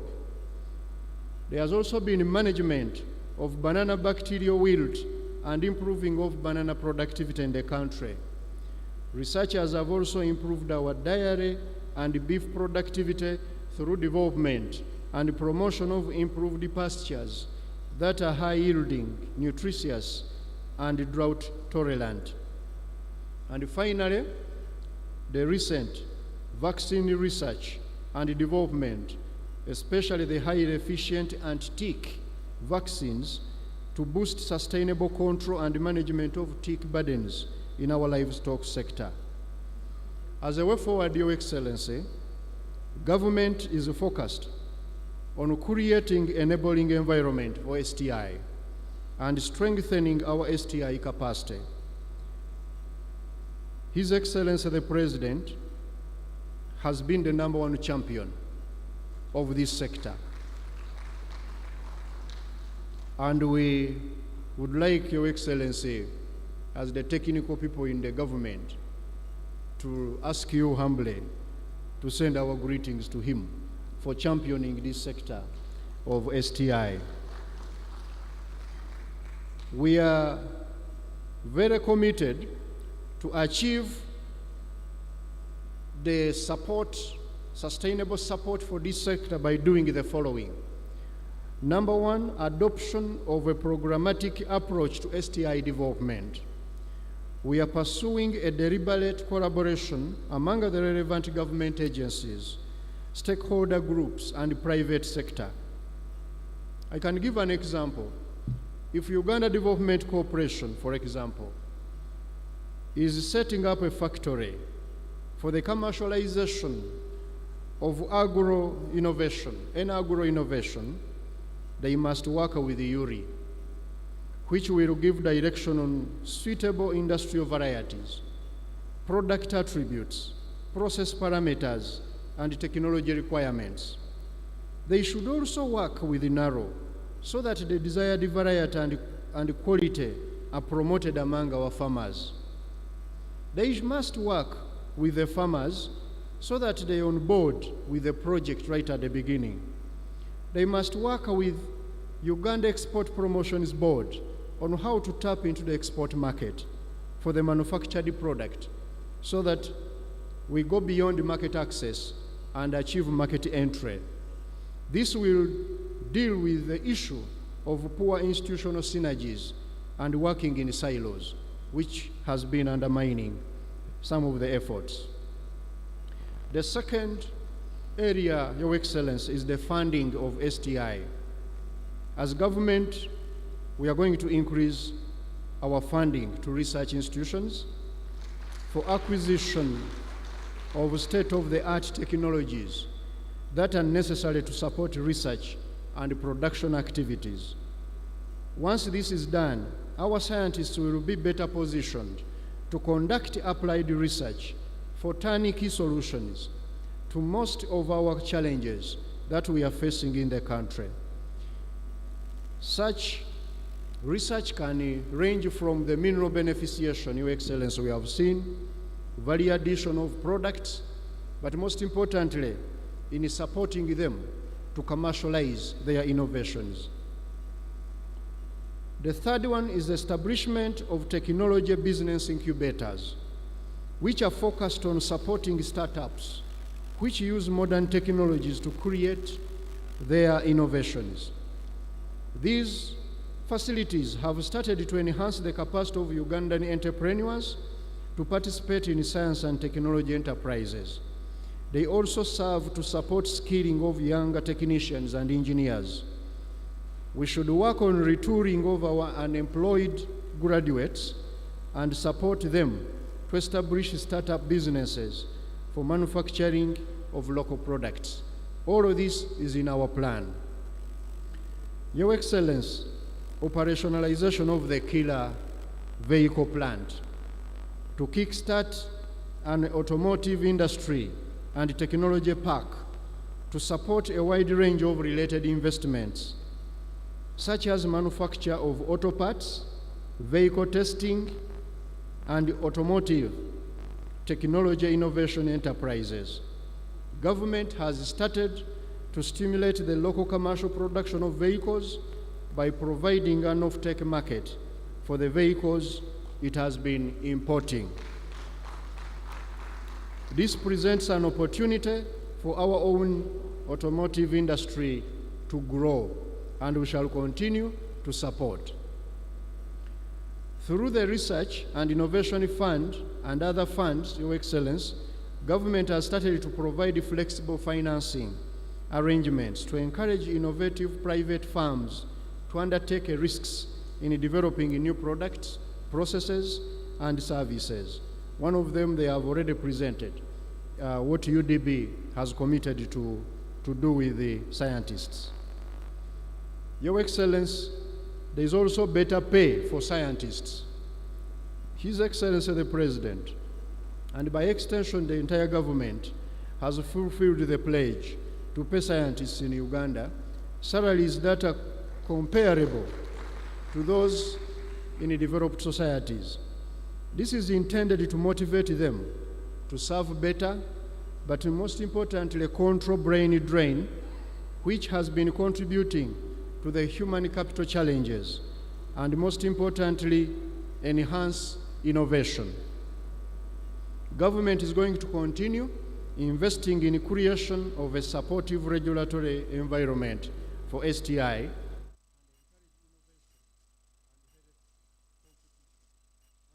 leadership of the Honorable Minister for STI.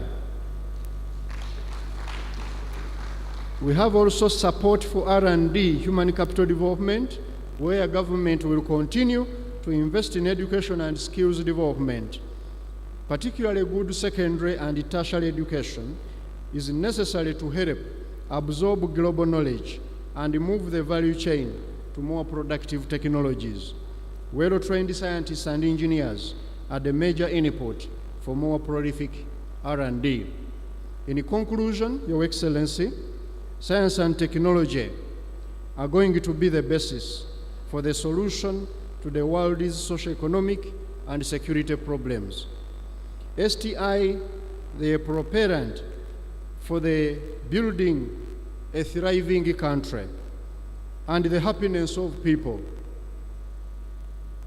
those who are living today and those who are going to live in the future. They hinge on STI. As one wise man said, be near science and technology and you will never fail. We have laid a strong foundation. I want to assure the program and the country that government, in particular the Minister of Finance, Planning and Economic Development, through the guidance of HE the President, is very, very committed to supporting scientists and innovators to create solutions for the betterment of mankind today and in the future. Thank you very much, Your Excellency.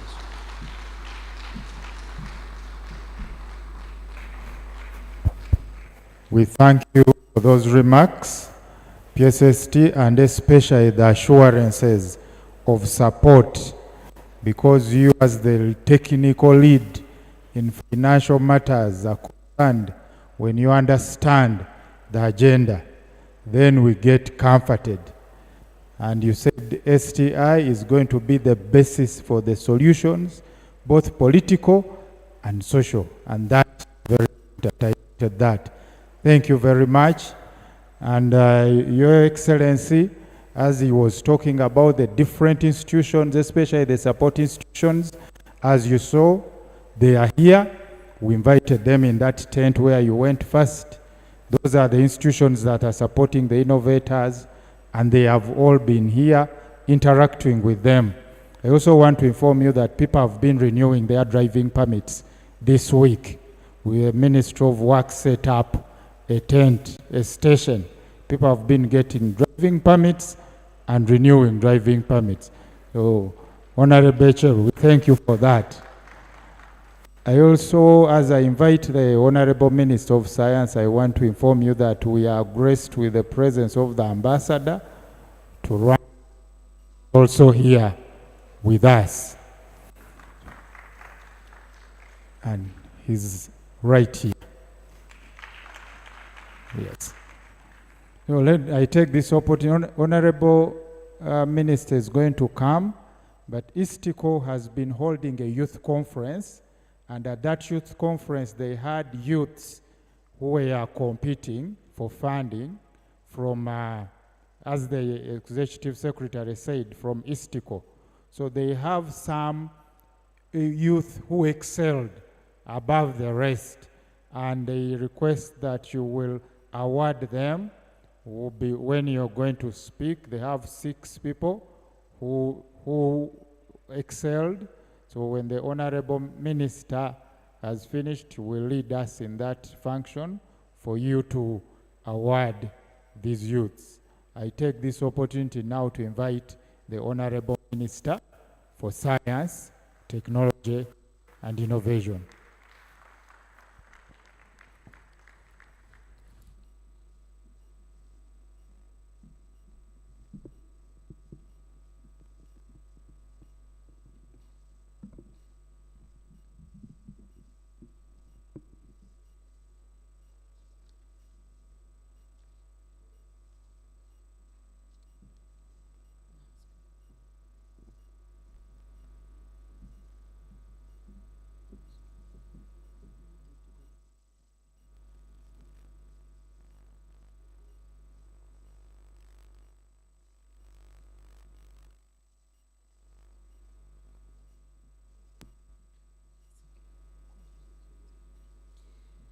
Your Excellency, the Vice President of the Republic of Uganda, the Honorable Ministers who have graced this occasion, the Ambassador of Rwanda, Your Excellency, and the team from ISTICO, the Permanent Secretary, and Secretary to Treasury, Minister of Finance, the permanent secretaries present,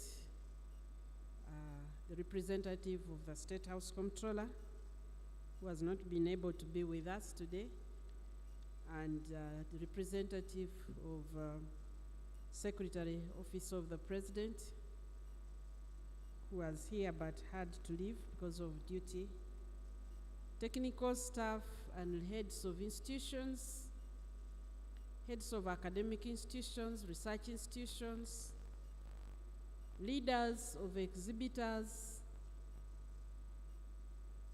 our innovators from the various public and private institutions,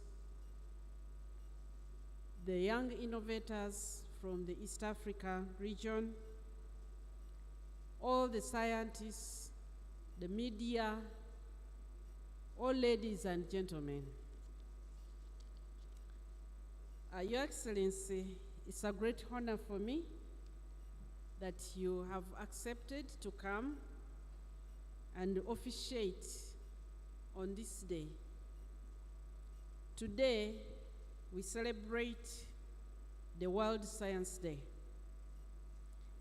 The World Science Day for Peace and Development is celebrated globally every 10th of November with the purpose of highlighting the important role that science plays in society and the need for us to engage the wider public in debates and especially on emerging issues, both scientific and social, which will need technology. It also underlines the importance and relevance of science in our daily lives, because frequently science is treated as belonging to some few exclusive communities. On the World Science Day, we bring out science to the community. Your Excellency, the National Science Week is a national event. It's an annual event in Uganda. It's aimed at creating a platform, a prolonged platform of engagement between policymakers, scientists, other innovators, academicians, researchers, the business community, other technocrats in government entities, and the public to enable us appreciate the role of science and technology towards the achievement of our country's development goals as outlined in Vision 2040 and in the respective national development plans. So this week helps us as a country in the promotion of science, technology, and innovation through exhibitions, information sharing, conferences, and media engagements.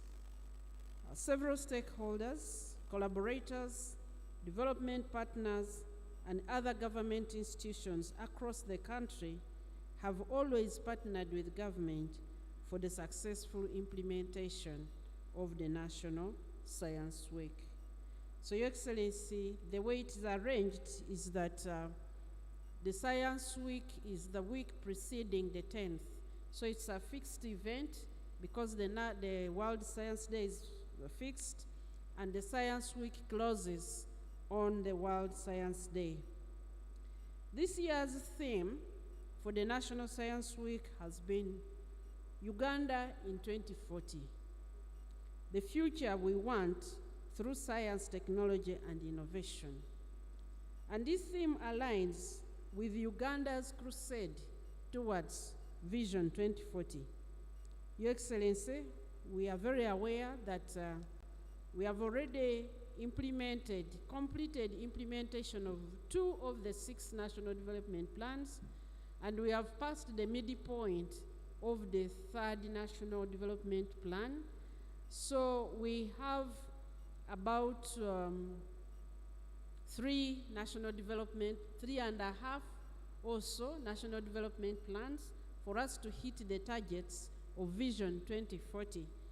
And that's why we pulled out this theme, understanding the role that science, technology, and innovation has to play, because sometimes it appears that we are doing things disconnected from the national strategic direction, so that all the key players will align on this rail, on this journey, as we take our nation to the desired future.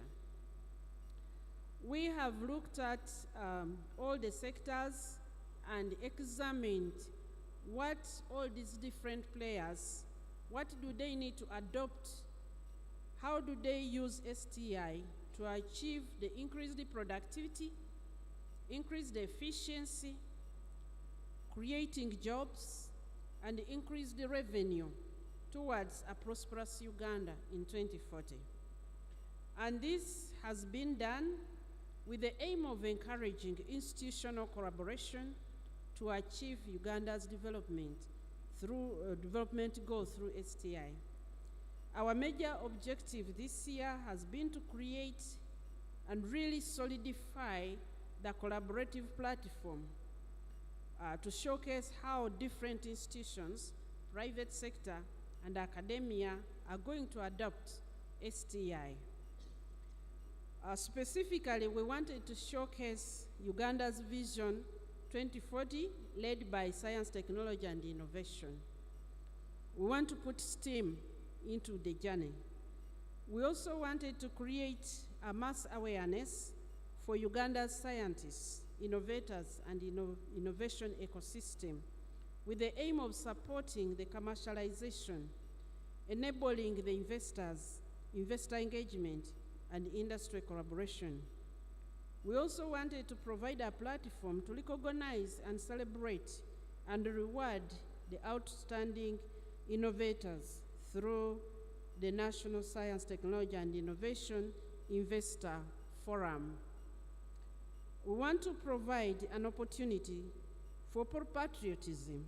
And Your Excellency, one of our goals as STI is to generate prestige for Ugandans. Would like Ugandans to walk with their heads high. They have prestige, they have confidence as they move around and wherever they go. Over this week, Your Excellency, allow me to highlight just a few things which make this year's National Science Week and World Science Day of great significance. Number one, in 2021, since 2021, our science ecosystem has been going through transformation. Early this year, His Excellency the President gave us a directive on a new structure for the National Science, Technology, and Innovation System. And this new structure has not only streamlined proper governance, coordinated under the Science, Technology, Innovation Secretariat at Office of the President, but he has also introduced a business approach to management of science in the country, creating the positive ambience you have witnessed at this exhibition. Number two, this reorganization also emphasized the program-based approach rather than the siloed sector-based approach. This has opened vast avenues to mobilize all stakeholders, including all MDAs, academic institutions, private sector, schools, development agencies, all of them and many more, to work in a very coordinated manner, as you have witnessed through the exhibition. Just this single action has opened up vast opportunities and has given access to initiatives which were not known before.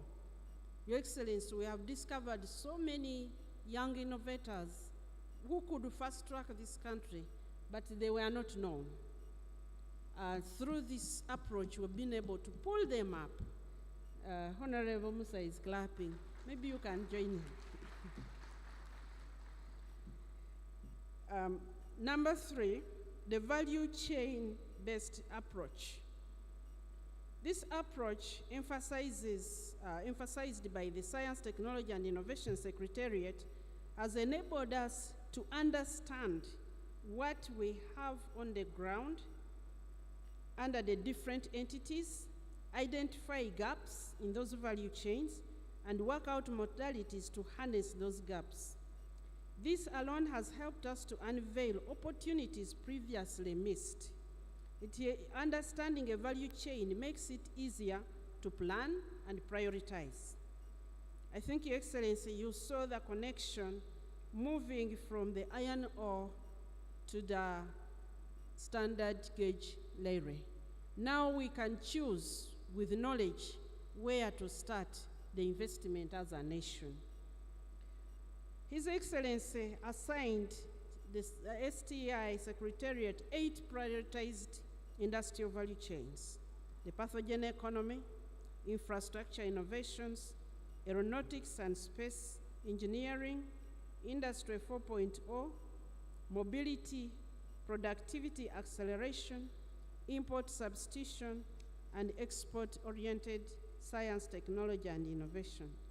At this exhibition, we have shown the progress and priorities in each of the value chains. However, I wish to point out that what we have exhibited here is less than 15% of what we are working on. The value chain approach identifies internal offtake markets, negating previous arguments against local value addition to raw materials due to lack of off-takers. It helps us to open up internal opportunities. And Your Excellency, in some areas we have discovered that by focusing on just on one small spot, we totally change the picture of the entire value chain. The fourth area, which was the focus, is the market focus. Your Excellency, we noted that Uganda, like most African countries, previously looked at science from a charitable approach. This denied our science the rigor and aggressiveness essential for industrial-oriented innovation. This resulted in a lot of mediocrity and slow progress of science in the country. Our institutions are littered with crude prototypes, while we continued nursing our projects for believing neighbors. Our shelves in the supermarkets, pharmacies, and department stores remained dominated by imported goods, while we continue to import the high-value goods. We were simply focusing on solving micro problems in subsistence mode. This has been changed, and STI is now very market-focused. Developed countries identified problems both locally and internationally and focused on them to develop solutions, and that's how they attracted wealth to their countries. Industrialization and commercialization of those solutions is what creates jobs. Any science without a product that significant numbers of individuals will be willing to pay for is dead at birth. It may be good science, but it will remain just that.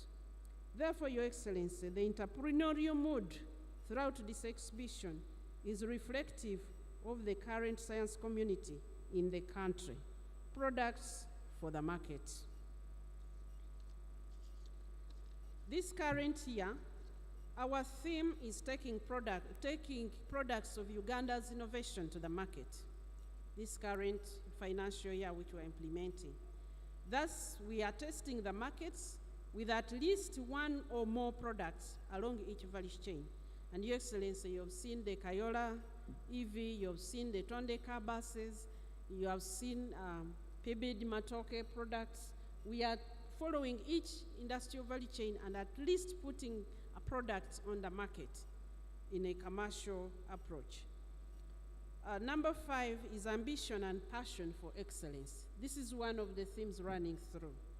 Your Excellency, we have gotten away from sympathizing with ourselves as underdeveloped, and so we should simply focus on the periphery of small things. The world is now a global village, and no one, not even in Uganda, is going to buy poor quality products just because they are made in Uganda. So we must be ambitious, be innovative, and own intellectual property. We must aim to produce goods which are competitive first on the local market to displace similar imported goods, but also with demand on the international market. This means quality, standards, quantity, consistency. We have therefore adopted the tagline, Your Excellency, making Uganda the best. And when you see the STI people, they are wearing it around their hearts so that it is owned, making Uganda the best, including me. I have it here, close to the heart. We have adopted a value system which is abbreviated SCALED, meaning stewardship. We pledge absolute stewardship of any resources that has been given to us. And PSST, when you give us resources for one, we will be very dissatisfied if we produce one. We will be middle happy if we produce two, and very happy if we produce 5 out of those resources. So we want to make sure that we optimize every single penny which is attached to us. Our second value is knowledge. We don't work just because somebody has said. We work because we are knowledgeable. And Your Excellency, when you interact with our team, they are very, very highly knowledgeable. Our third, in that word skilled, is integrity. Absolute integrity, not only in handling money, but in handling science, because nobody wants to use science which has been developed by corrupt individuals. You imagine taking off on a plane where the engineer cheated 10% of the materials. I don't think you'll be happy. So we emphasize absolute integrity. Loyalty. Loyalty is we are extremely patriotic. We love Uganda. We love Uganda. We love East Africa. We love Africa. We are so patriotic. And collaboration is the other word. The second L is from collaboration. We work in a collaborative way, and we go out of our way to make the partners comfortable. Enterprise. We are entrepreneurial and very innovative in everything we do. I hope, Your Excellency, you and the team which has come can feel the innovativeness in the organization of this exhibition. And lastly, development. We are development oriented. We don't want to do things at the same level over 2 seasons. So next year, we want to promise you something at a very high level compared to this. You will find something different and very much higher than this. The other thing we must have as Ugandans is we must be audacious. We should not tiptoe around issues.